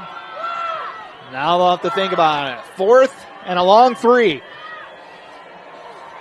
Really bold move here by Coach Solovi to go for it here on 4th down. You can tell that he trusts his offense to pick this one up. Suisui, quick pass over the middle. He's got Lopati. 1st down and more out to midfield. Trust rewarded as Suisui hits Lopati on the slant, moves the chains, moves the ball, and West will retain possession here as they're about to cross midfield. Clock running now, under 7 minutes to go. Gain of 11 on the pitch and catch. 1st and 10 from the 48. Suisui hands off. Malapei fights his way for a gain of 8, and they're in Alta territory. And you see the importance of that 4th down conversion, Matt, as kind of takes the wind out of those Alta sails, and West starting to establish more and more dominance on 1st down. Panthers going quick here as they'll hand it off again. Malapei breaks a tackle out for a 1st down inside the 38. That's where they'll spot him 1st and 10. And it just gets so hard this late in the game as those big guys up front start to lean and wear on you. Looks like we do have an injury timeout here. It's Malapei that was slow to get up there. And he's going to come out. Hamilton will sub in. And if you're Alta, that's almost like a worst nightmare because Hamilton has been electric as the lightning to Malapeai's thunder.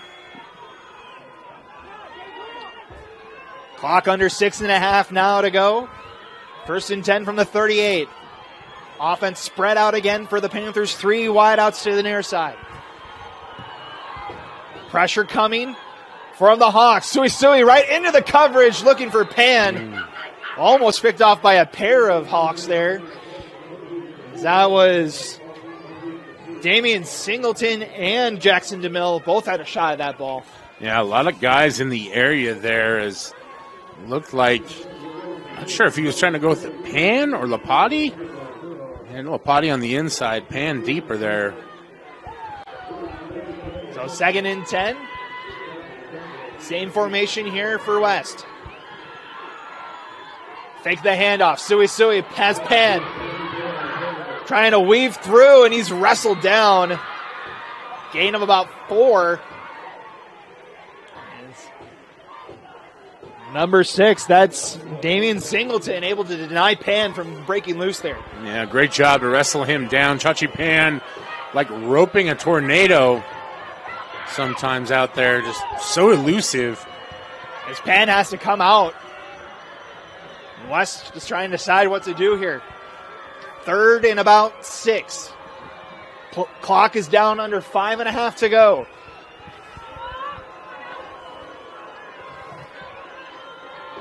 Two backs in the backfield. They'll hand it off. Malapeai stood up by Singleton. He gets back to the line of scrimmage, and it's 4th down.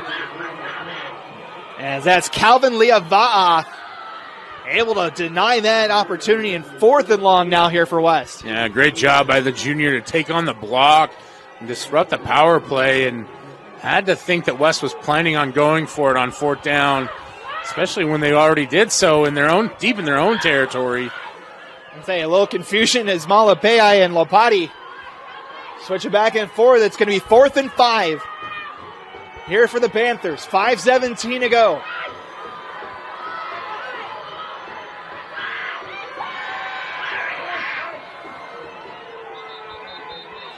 We have a little bit of confusion. The game clock wasn't running, but the play clock was. The near side official was trying to get the clock to wind down, but yeah, I don't think the game clock has actually been running for a couple of plays. So it's been stuck at 5:17 for a bit here. I say that play clock was going, but the game clock, he was tackled in field in the field of play. Was it anywhere near the out of bounds line? But the clock stopped, and you can see the side judge there. It's like, I was trying to wind the clock. I was trying to get it to go. And sometimes this older scoreboard here at West High, not always cooperative. Been here for a game before where there was a different language entirely showing up on the screen. So it is the 130th season in program history. Don't think this scoreboard's been around that long, but they're going to keep the offense out there. So 4th and 5 from the Alta 33. Clock now running. Approaching 5 minutes to go in this contest, tied at 20. Suisui to throw. Has time, dumps it off. And he's not going to get the line to gain. Tony Vianuku in coverage. And it's a turnover on downs. Yeah, Lapuahu there as well as Alta able to get the stop on 4th down, gets the ball back. 5 minutes remaining, an opportunity to march down the field again. Perhaps take the lead for good for West High. So they'll spot it at the 31-yard line. It'll be 1st and 10 for Alta. All 3 of their timeouts still at their disposal with 5:01 to go.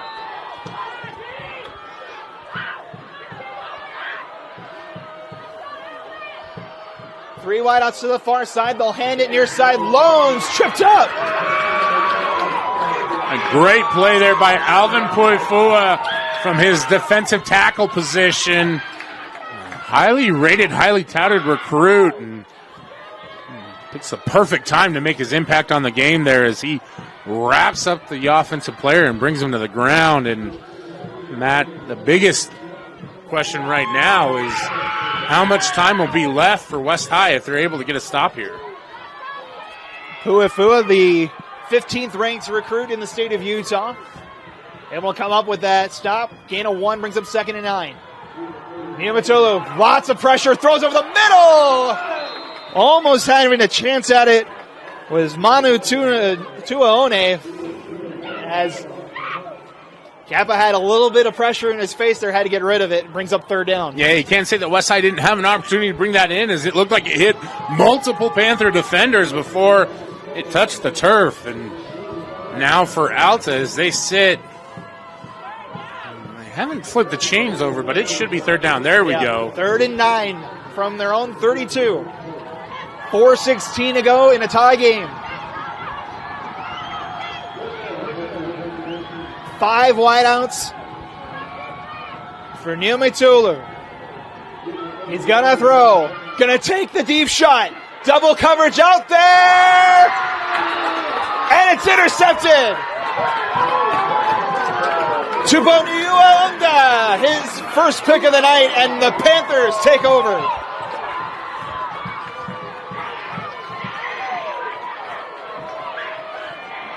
Niumatolu had nothing else to do out there but throw the deep ball and hope for a prayer to be answered. The only answer waiting there was Unga, as he's able to reel in the interception. West High will get the ball back with 4 minutes to play.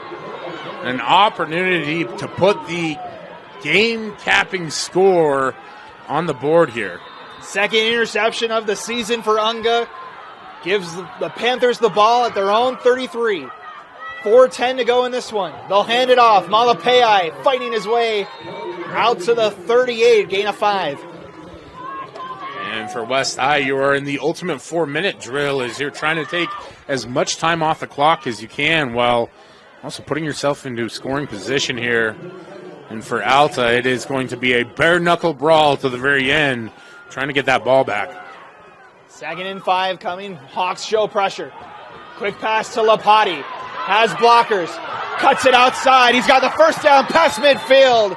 Knocked out of bounds at the 46-yard line. And Camden Lapati with a big gain. Yeah, Lapati able to keep his feet and get a lot of yards after the catch there and convert the first down. And you see Damian Singleton go down in a heap trying to make the tackle. West High able to position themselves well now in Hawk territory. Clock running under 3.5 to go now. 1st and 10 from the 46. Takes the handoff. Throws Lapati again. Has a little bit of space, fighting his way towards the line down marker. He's going to be just shy. It's going to bring up 2nd and short. And you see the confidence in Camden Lapati. He throws a little dip to the outside and cuts back inside and able to get close to a first down there. And West going to the pass here, able to move the ball efficiently. I think Alta expecting the run, and big change of pace for Coach Solovi. 2nd and 1 from the 37. This time they will hand it off. But ball's on the ground, and the Hawks have it. Malapei had the first down, but the ball's out. Covered by the Hawks, Paige Miley. And Alta takes over with 2:41 to go. Miley's in the right place at the right time to make the recovery. But Kelvin Malapei had the first down, and we saw it earlier in the drive that Alta was coming after those runners, trying to jar the ball loose, able to finally get one out. And what a turnover by that Alta defense. Ball came out on the run from Malapei, and it has been a crazy 3 minutes here as the ball has been exchanged, 3 times now. And Alta goes to work from their own 31. Fumble on the snap, ball's down, who's got it? 2nd down.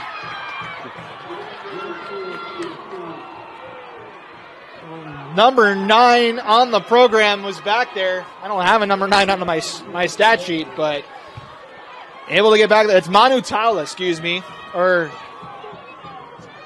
It's Solovi, excuse me. That's it. Yeah, I Viliani apologize. Solovi, excuse me. Able to get in the backfield and disrupt that one. And The mishandled snap puts it back to the 26-yard line. It's 2nd and 14 as the clock runs under 2:15 to go now. Send a man in motion. Niumatolo bumps it over the middle. It's got a man out to the 38. Goes Toa Teleafu, his second catch of the night. Makes it 3rd and about 3 here for Alta. 2 minutes to go.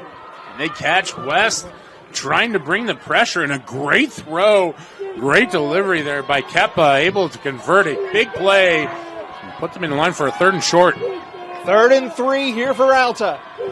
1:45 to go in the game. West shows pressure. They'll fake the handoff. Kepa gonna keep it. And he's got the first down. Out to the 42, and it's first down for the Hawks. Able to scamper for just enough to convert that one. And you can feel the momentum tipping heavily in favor of the Hawks after the big play on 2nd down there. Under 90 seconds to go in this one. 1st and 10 from the 42. Kepa gonna throw, has a man, fighting towards the yard marker and out of bounds. That's Abe Jager, his first catch of the night. Puts Alta past midfield. Yeah, and with a minute 16 left on the clock, West showing a lot of cushion there defensively, trying to prevent the big play from happening, and Alta just a few plays away from being in field goal range here. They're going to take a timeout, it looks like. Yeah. I think it was West who actually took the timeout. Who called the timeout here?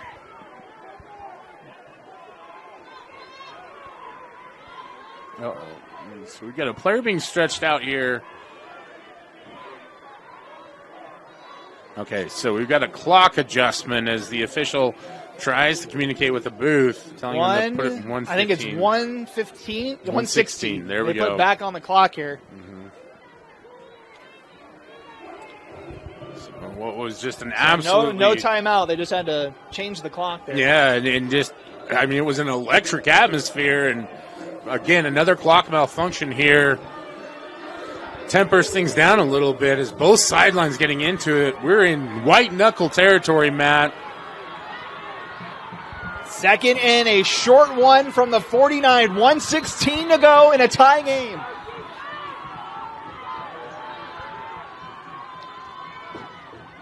Gonna hand it off. Cottis fighting for extra yardage. He's got the first down. Out to about the 47. A little bit of pushing and shoving after that in the pile. But it's a gain of 2 and a first down. I'm not sure what the holdup is in getting the chains moved. Caught us clearly with a second and even third effort. Yeah, it's it. Able We're to get waiting the first for the down. chains to move. Yeah, there we go. I also don't Clock know. now runs under a minute to go. Kepa throws near side. McKee's got it. Wrestled down, not by the Panthers at the 44. Gain of about 3, and we're going to get a timeout from the Hawks with 43 seconds to go. Yeah, just a great job there by Foti Vainuku and company to wrestle McKee down. And you see McKee, just a big, strong athlete.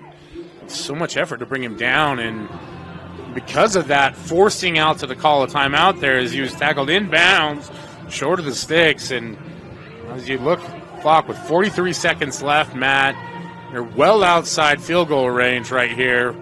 So for Alta, you essentially have 1 to 2 more plays where you have to get a first down, either getting out of bounds, either if it's seen some success running those out routes into the flats, maybe look for something like that.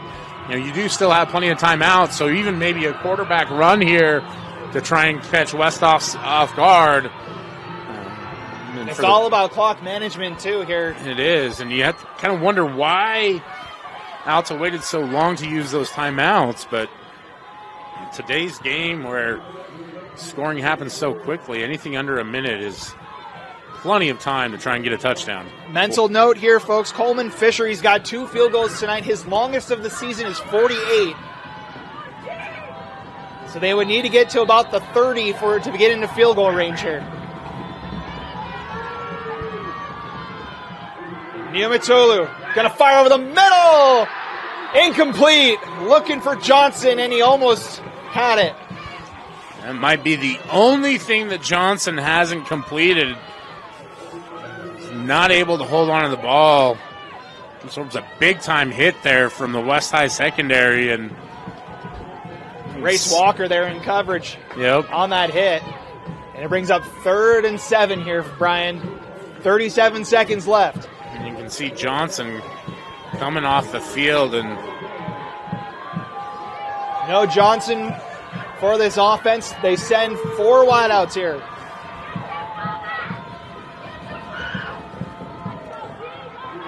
Niumatolu going to throw near side. Has McKee down to the 35. It's a first down. Clock will stop as they reset the chains here. Clock runs under 30 to go. They are right on the fringe of Fisher's field goal range here. Clock down to 20 seconds. Niumatolu going to throw near side. Has McKee. And it's caught. Out of bounds at the 25. The Hawks are in field goal range with 13 seconds to go. And based on the spot, looks like they've got a first down as well. Only 13 seconds as that clock is ticking. Not sure. And they'll call it. Alta calls the timeout with 7 seconds left. And that should set up our finish here. With just 7 on the clock.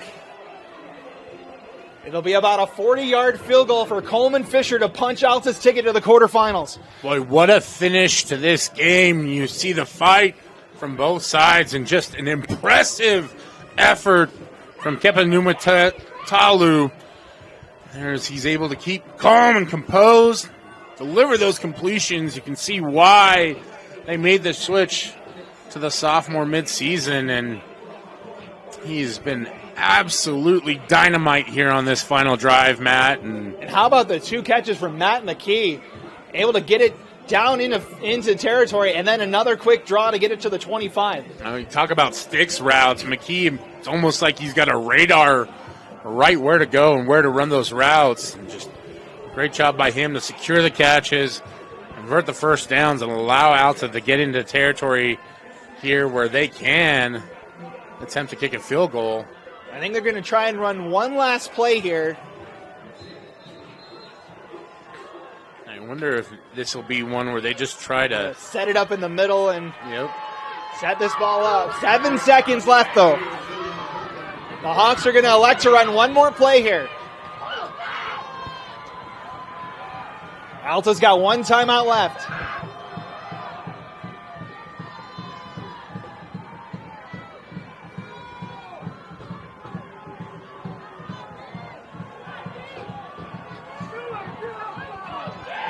Play clock winding down here. Clock down to 3. They'll take it. McKee wrestled down, and timeout with 3 seconds to go. The Hawks did what they wanted to do. They got in the middle of the field. They got about another yard as well. And now the game rests on Coleman Fisher. I'm not sure if the risk was worth the reward on that one, Matt, as McKee gets held up at the line of scrimmage and luckily goes down in time to where they're able to call the timeout. But risky call, late to get the call in. Nevertheless, able to get the field goal unit out there. And for Alta, season rides on the leg of their kicker here. An opportunity to punch their ticket to the quarterfinals. As Brian mentioned, winner moves on to the quarterfinals. It'll be a 40-yard field goal for Coleman Fisher. He's made 2 already tonight. This will come back in just a moment because we have a timeout for West. Coach Solovi, you can't take him with you. You might as well ice that kicker. Let Coleman Fisher think about this one a little bit more. But also, it's an opportunity to make sure that you see, and your defense sees what Alta's rolling out there. maybe make some adjustments to how you're going to try and attack this from a field goal block perspective. Remind your guys exactly what they need to do, and these are the nights that you dream of if you're a high school player. Opportunity to win one on a last-second field goal, but how is Moose feeling right now? No. This is like everything you'd want from a special teams. I mean, if you're a kicker, this is why you spend all that time at practice over and over again. All right. You can honestly, it can be very lonesome to be a kicker at times, but Matt McKee is the holder. Coleman Fisher the kicker to send Alta to the quarterfinals. And another timeout called by the Panthers. And no rules against calling back-to-back timeouts at the high school level. So, again, you've got the timeouts. You might as well use them. You know, another situation, too, is you're letting that kicker cool down a little bit, right? You know, then you watch college and NFL kickers, one of the biggest things that they do is try to stay warm, try to stay loose. You know, cold game like this, it can be everything. Add just that little extra amount of time. But you know, the other thing, too, is just give Alta that much more time to think about things, right? Yep. You know. As we mentioned, Coleman Fisher has made 2 field goals already tonight. He hit from 46 yards out early in the third quarter. He missed a 29-yarder in the second quarter. So many things that have to go right on a field goal. Snap, hold, blocking up front. Here we go. The Hawks trying to move on. Coleman Fisher to give Alta the win. Snap is good. Hold is good. Kicks away. And it's no good. It's wide right. And we are heading to overtime. It's one of those things, Matt, where you're lined up, feel like you might have everything ready to go. Just a little twist, a little gust, and push that one out of range. And for Alta, the fight to get back into position ends in 0 points, and we'll head to overtime. And boy, what a great, highly contested game, and what a better way for it to finish. No better way, I should say, for it to finish than to go into overtime here. And you can feel the energy on the West High side of things as that one sailed to the right. And for Alta, that's a missed opportunity, but you still have overtime in front of you. Nothing has changed, and I would not put it past them and their quarterback to be able to come out and get a win here as well. So we'll play from the 25s from here on out. A reminder or refresher, there's no sudden death overtime at the high school level. It's the NCAA rules. So we'll play from the 25s. We'll do it for 2 overtimes. If it's still tied, it'll be 2-point conversions the rest of the way. And none of the college rules where after 2 overtimes you just shorten it to the 2-yard line. So let's see how this plays out. And keep in mind, Alta has played an overtime game already this season. They went on the road and lost at Olympus in quadruple overtime. So they have seen overtime. The West has not this season. As the teams are meeting at midfield for the coin toss. You like offense first or defense first, Brian? I'm old school. I'm not going to go with the Coach Prime philosophy of score first, but I think if you're West, you roll that defense out first because the offense in the second half has been terrific, right? Very few mistakes outside of the Malapei fumble there on the last possession. They were right where they wanted to be, and I think if you're the Panthers, go ahead and force Alta to convert the score. You're at home. Just makes a ton of sense. And I want to go through the last couple of drives we saw in that fourth quarter, Brian. You had the West get all the way down to the 31 of Alta, turned it over on downs. You had Alta proceed to throw an interception on the next drive. West went back down in Alta territory, coughed up the ball at around the 30-yard line where Alta took over. And then the Hawks able to get into field goal range but missed the field goal. So it's been an electric last 10 minutes of regulation, I would probably say, as we're going to play on the south end. Let's see, it looked like West won the toss and then deferred. So if they do both end up scoring, they'll have first choice come the second overtime. Yep. So the Hawks will be on offense first. We'll play on the south end of the field.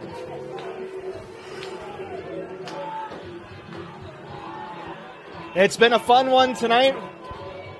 For those of you just joining us, well, first off, where were you? Because it's been a blast. Alta jumped out to a 14-0 lead in this contest. Led 17-7. And then the Panther offense took over, took a 20-17 lead. A late third quarter field goal from Alta made it a tie game, and that's where we stand. And it's been a very gritty, tough contest between two well-matched teams. You love to see it, Matt. Just overcoming adversity has been the name of this game without a doubt. Saw Alta jump up to the early 14-0 lead. West fought back to even the score. We've now seen Alta miss 2 field goal opportunities. And you have to look back to that the blocked PAT that would have put West 1 point ahead. Exactly. So we start overtime. Alta from the 25-yard line. Niumatolu going to keep it. Gets up the middle, slides, and takes a shot at about the 16. Gain of 9. And a little slow to get up after taking that hit after the slide, but he gains 9 for... good gain. They're going to spot it back actually a little bit. So he got where he started his slide, and that's the difficult part about sliding in the middle of the defense like that, right? Is there's so many defenders around you, not a clear space for you to start it, and so short on a little bit on the yardage, but nevertheless, see Alta come out trying to generate a big play to start. So second and about 3 here for Alta. Ooh, a little razzle-dazzle, and Matt McKee has room up the middle, and he's down into about the 5. Nice little pitch there to McKee, and it's first and goal, Alta. Yeah, nice little reverse misdirection, almost a old-school single wing play. McKee able to get the first down. Thought he might have a little bit more. Kind of lost his footing there at the end, but 2 good plays there from Alta, and they're easily in scoring position now. Gain of 11 puts the ball at the 7-yard line. First and goal, Alta. Man in motion. There's Niumatolu. Gonna hold on to it. Gonna lower his shoulder for the end zone, and he's in. Touchdown, Alta. Kepa said, I'm gonna do it myself. Powers his way into the end zone, absorbs the contact. Rolls in for the touchdown.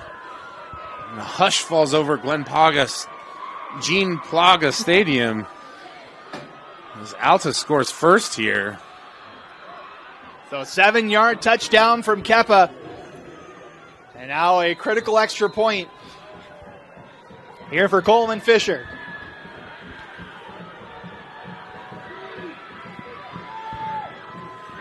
And a false start. Ooh. On the Hawks here. And that'll back it up 5 yards. A little more pressure on this extra point. Yeah, just one of those critical mistakes that at this point in the game drive coaches crazy. We'll see if it has an impact or not, but... So it'll be a 25-yard field goal this time for the extra point. There's Matt back there. Pan got a piece of it.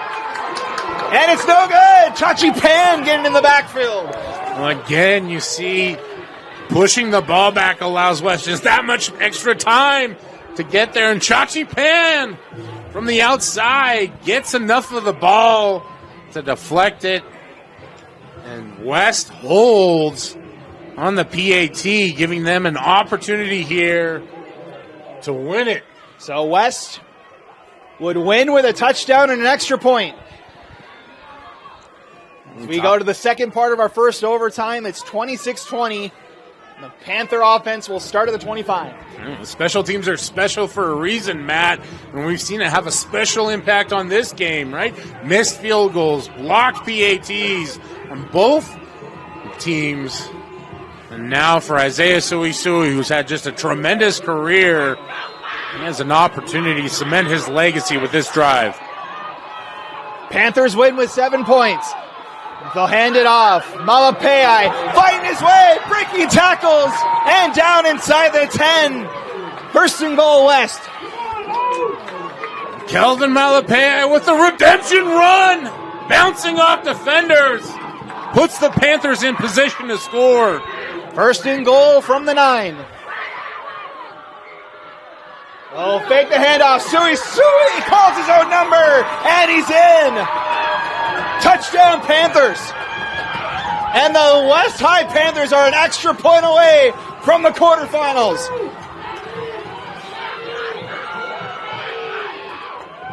And we'll have a timeout for West. Mama, there goes that man as Isaiah Suisui takes it himself. Drives into the end zone there for the West High Panthers. And Coach Delovi going to take a timeout here, make sure they have everything straight. They have a limping West High offensive lineman, as it looks like Vaya Ikakula, a little gimpy coming off the field. And nevertheless, Matt, this is exactly where you wanted to be if you're the West High Panthers. An opportunity to win here. Get the PAT. So it goes down to the shoulders of Dodi Makasa. He's had an extra point blocked already today.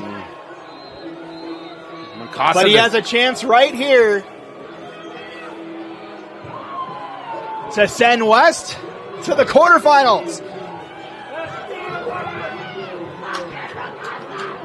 A date with Roy awaits next Friday if the Panthers can convert. Dodi Makasa.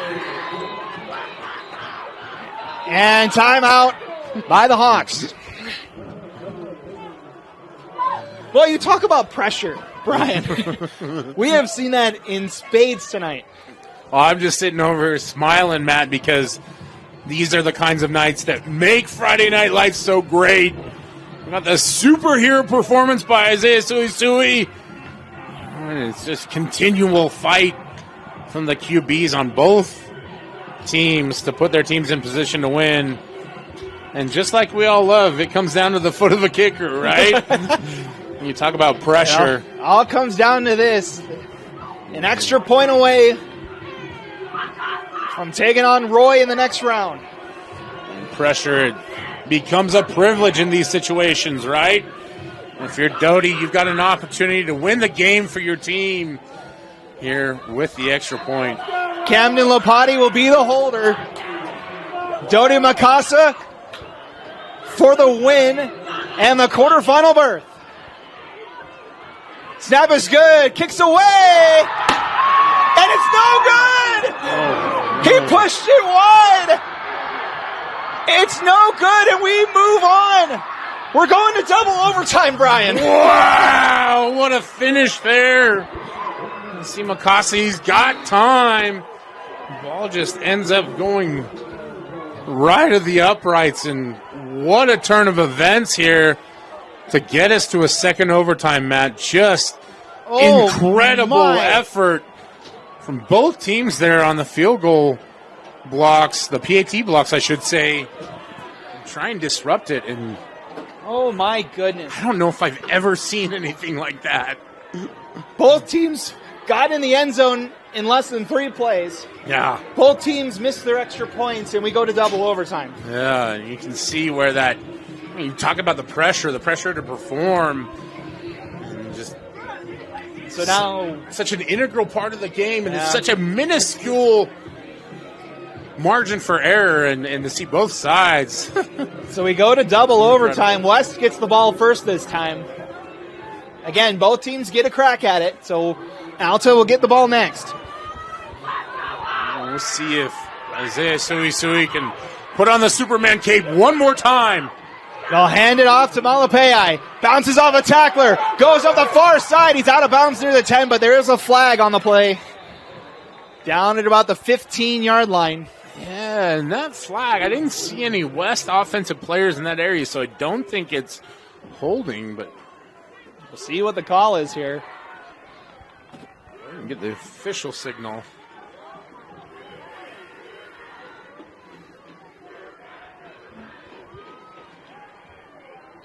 See what the call is here. It's going to be a hold on the Panthers. They'll back it up from the 15, though, so it'll be about the same spot.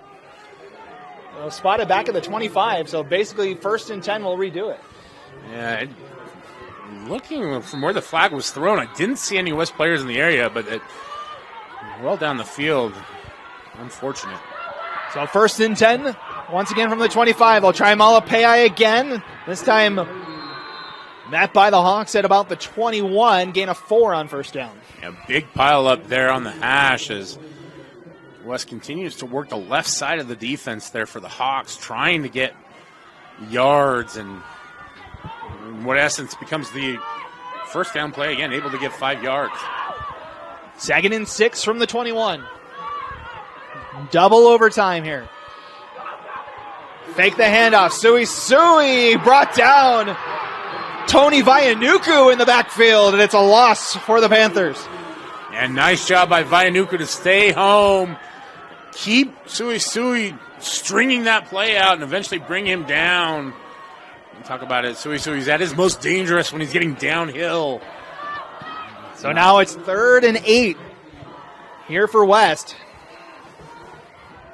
You need to get to the 15-yard line for a 1st down. Have to think that you'd be looking in 4 down territory here. Pan in motion. Handoff. Malapei fighting his way up the middle. He's close to the line of game, but he's going to be just shy.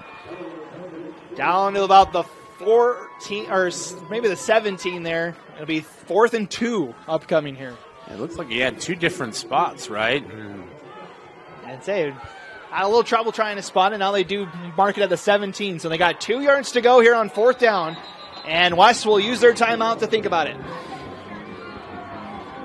And on such a critical possession, such a critical situation here in the second overtime, I should say, we want to take a chance and take an opportunity to talk this one out. Make sure that you've got the right play call. You've got everybody organized and on the same page. And really, West has done a great job here in the second half, being able to run the ball. Unfortunately, on 4th and short like this, it really limits your options in terms of what you can call. Well, and West is not shy about going for it on 4th down either. And no, they've done it all game long and been fairly successful, but in such a critical situation, you have to think that Alta is going to rise up and try and fight, especially if West were to choose to run this one, or look for some kind of misdirection or maybe a play action. Something where you can get your playmaker, Isaiah Suisui, in a situation where he can make a play, maybe a rollout here on the far side of the field, give him some options. And if you're Alta, it's about you've got one last play and try and make an impact on defense. A stop by the Hawks would mean any score would win it for Alta on their possession. The Panthers need 2 yards for a 1st down. They'll spread it out. 5 wideouts with Suisui at the helm. Fumble snap! The ball's back at the 30. Tons of pressure. Gonna look to throw. Has a man. It's caught! It's caught inside the 5. Unga on one of the wildest plays you'll see. And it's 1st down West. You don't tug on the back of Superman's cape, especially when it's wrapped around the neck of Isaiah Suisui. The fumbled snap comes too soon. It doesn't matter.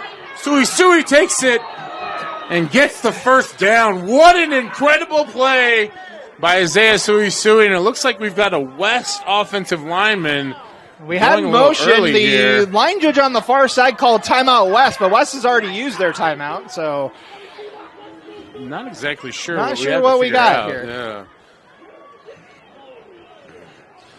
What an incredible job by Isaiah Suisui. So they're going to call. It's a timeout for West.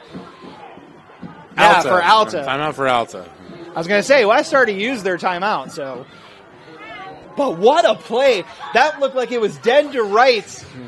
Suisui had to back up all the way to his 35. 5 guys in his face, and he's able to find a man.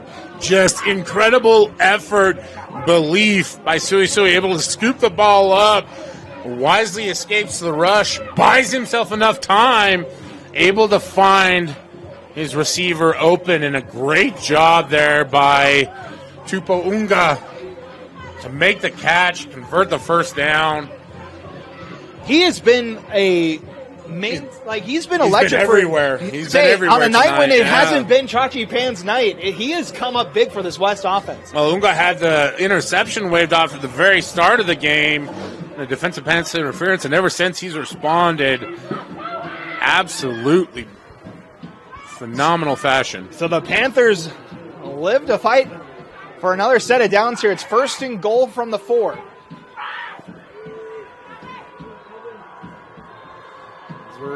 Now we have a conference on the Alta side. Officials talking it over with the Alta coaches here.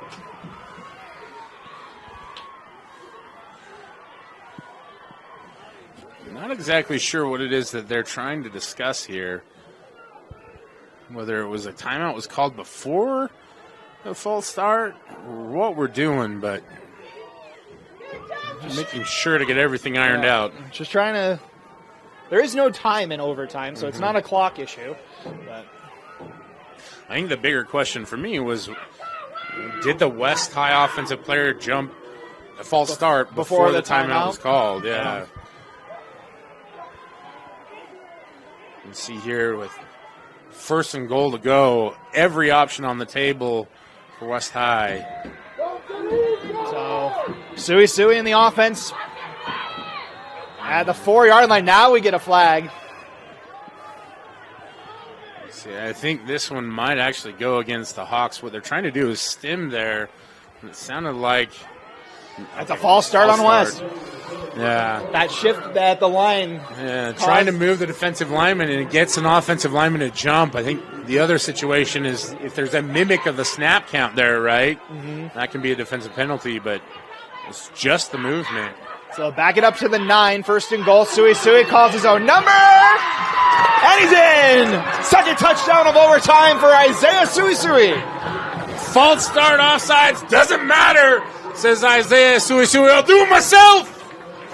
Rumbles into the end zone again. West is going to have an opportunity to go put 2-point, so it won't be a 2-point conversion, but it will be a 2-point conversion. Excuse me. But the go-ahead 2-point conversion here. And boy, the performance by Isaiah Suisui tonight. That's 5 touchdowns now. 3 through the air, 2 on the ground for Suisui. Just absolutely phenomenal. What a game for him. Now the Panthers will go for 2.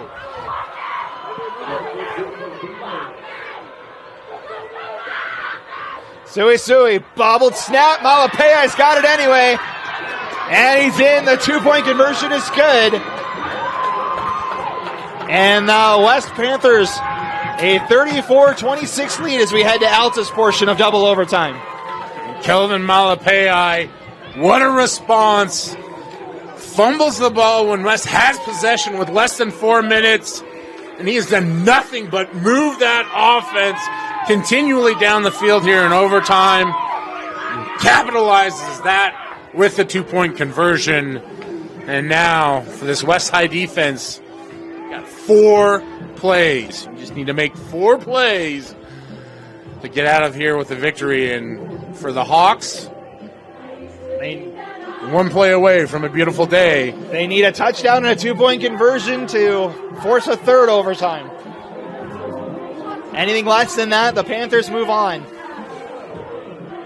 I mentioned at the beginning of the broadcast, Mateo planning to step aside at the end of this season. And if this does end up being his last game, what a game to go out on. But I tell you what, with Kepa Numetolu out there, I would not put it past him to be able to get a touchdown here. The sophomore scored on his own in the last overtime. Let's see what he does this time.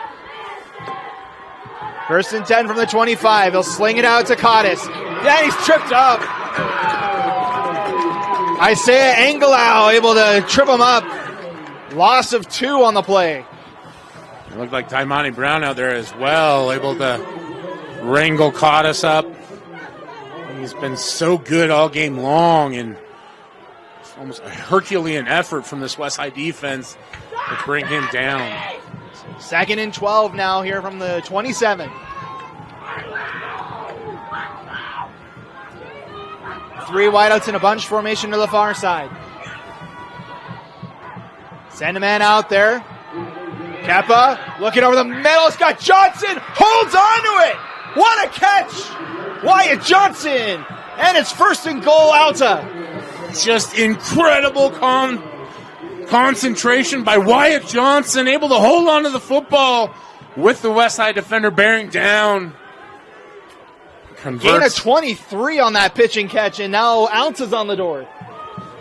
Boy, what a phenomenal play by Kepa Numetolu. So 1st and goal. Matt McKee comes in that Wildcat formation.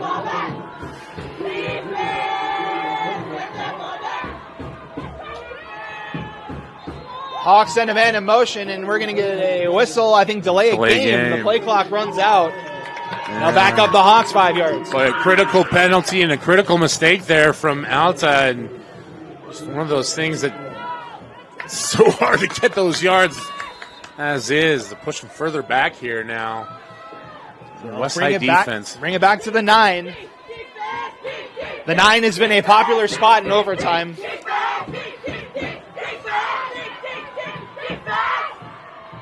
McKee still in there for Alta. He's going to fake the handoff. Runs up the middle, and he's in. Touchdown, Alta. Matt McKee from 9 yards out. And now another pivotal play. The Hawks have to go for 2 to force another overtime. Yeah, and you can just see just the competitiveness. A drive. McKee able to will his way into the end zone there and get the equalizing touchdown. And now we'll wait, Matt, on that PAT attempt for West High. It's an opportunity to get yourself into the quarterfinals. And for Alta, it's just one more play. Keep your game alive. So it comes down to this. Alta needs the 2-point conversion or West moves on. McKee will take the snap for the Hawks. Hawks send a man in motion. McKee, reverse, double reverse. Pass from Kepa, and it's caught. Wyatt Johnson, the double reverse, the Philly special. And we're going to triple overtime. Wow, what a job, and who else but Wyatt Johnson to reel that one in the corner of the end zone. As you can see, the West High defender not able to get there in time, and Matt, oh my goodness, triple overtime. Oh, just a phenomenal effort. Gutsy play call.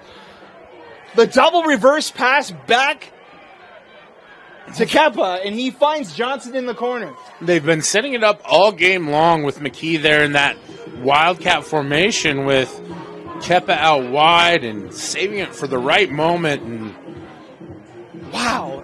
So we're going to triple overtime. Refresher of the rules, it's now 2-point conversions the rest of the way. They do not have to go in for a touchdown anymore. We're just going to play from the 2-yard line until someone's a winner. And I was wrong earlier in the broadcast where I said it is like the college football rules, right, where you'll get one opportunity to try and convert. So you are one play away from victory or heartbreak, depending on what side you land here. And Alta will go on offense first. So Alta will get the ball first here. Again, we're doing 2-point conversions the rest of the way. Both teams still get a crack at it. The Hawks will go to work from the 2-yard line, or 2.5, I should say. 2-point conversion in triple overtime. Kappa looking for the corner, cuts inside, and he didn't get it. The Panther defense holds. Taimani Brown there to make the stop. Let's see, Nero Taylor heads out to the corner. Defense bears down on him. Able to bring him down. And for the West High offense, an opportunity to snatch this victory up for good.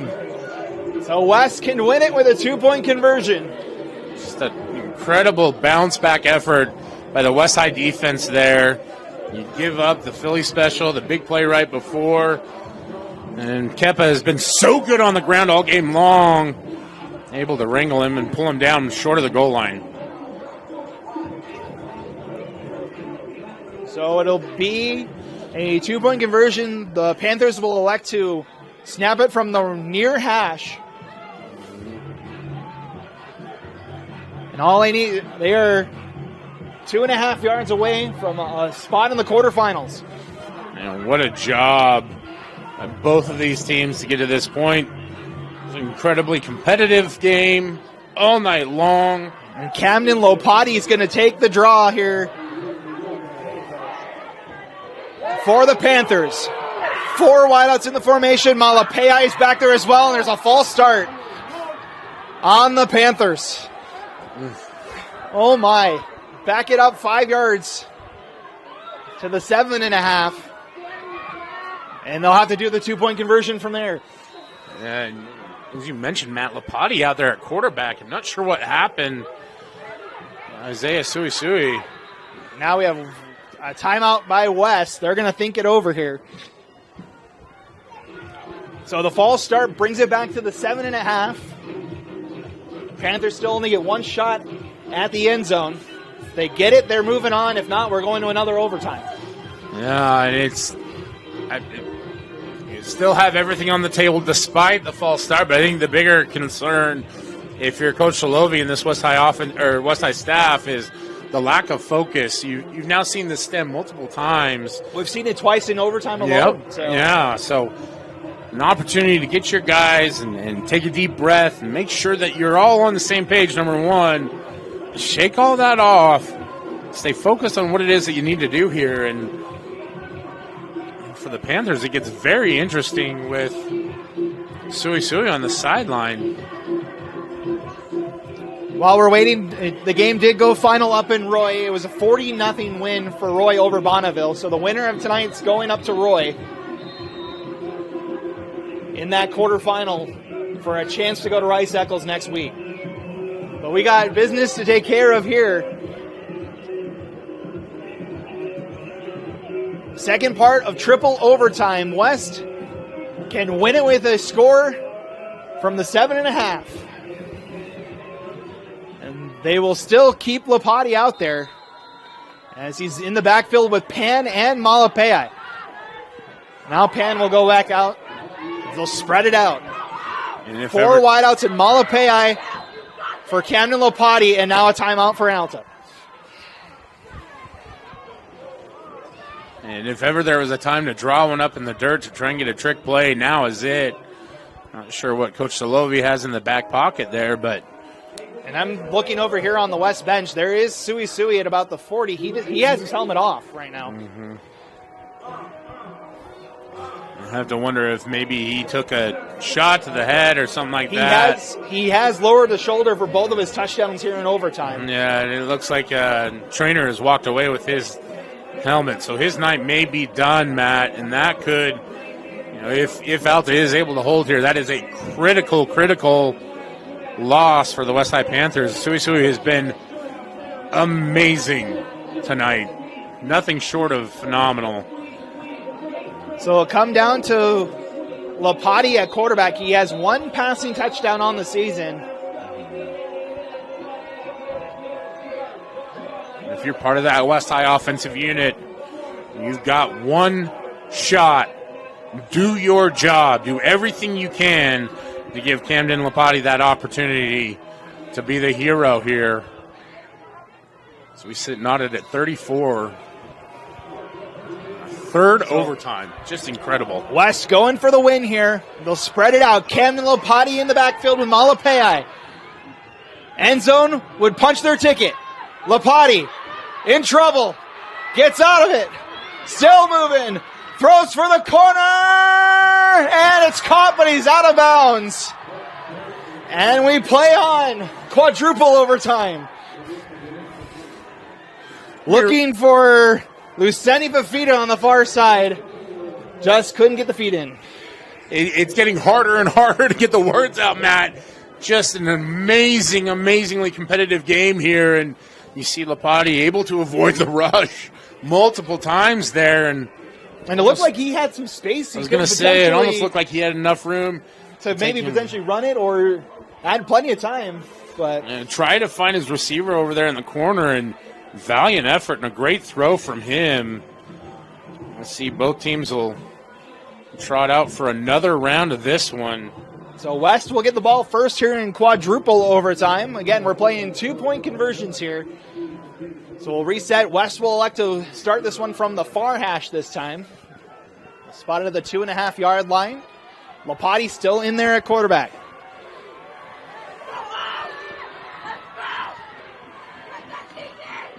And this time, the Panthers able to draw the Hawks offside. They'll move it. Half the what distance. Is it, a yard, yeah. and a yard and a quarter? Is that half of 2.5?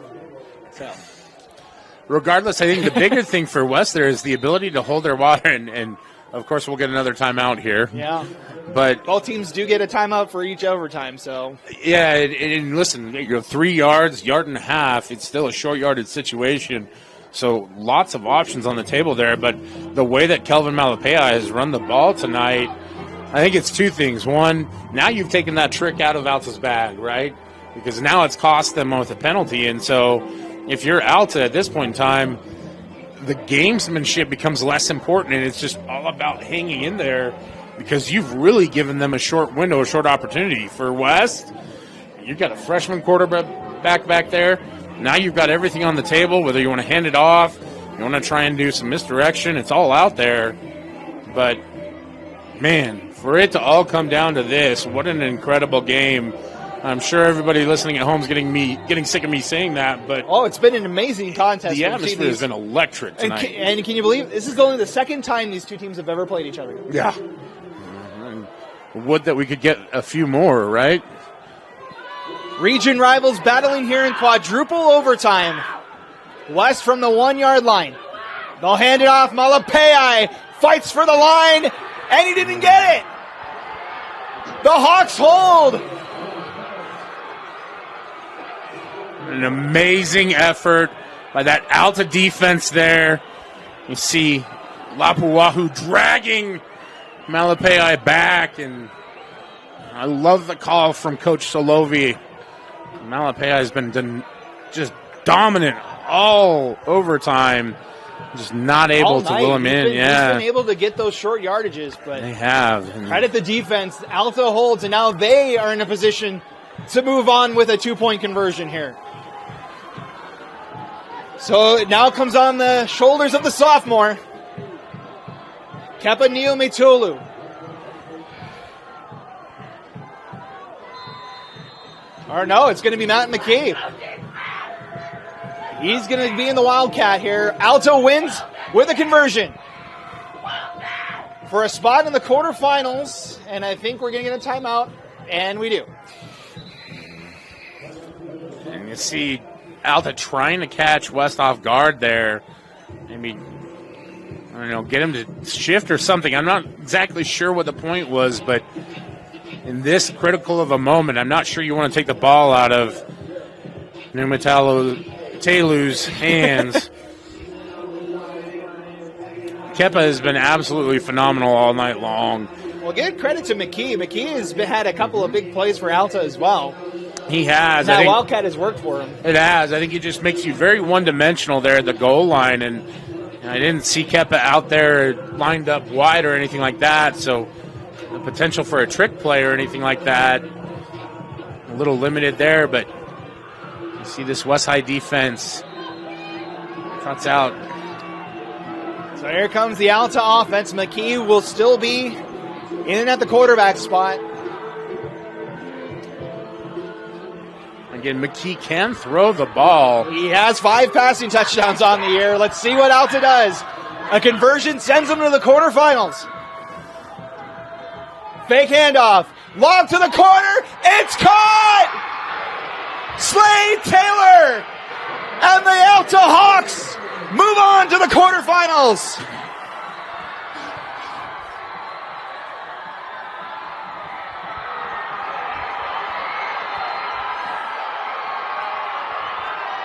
Just an incredible scene.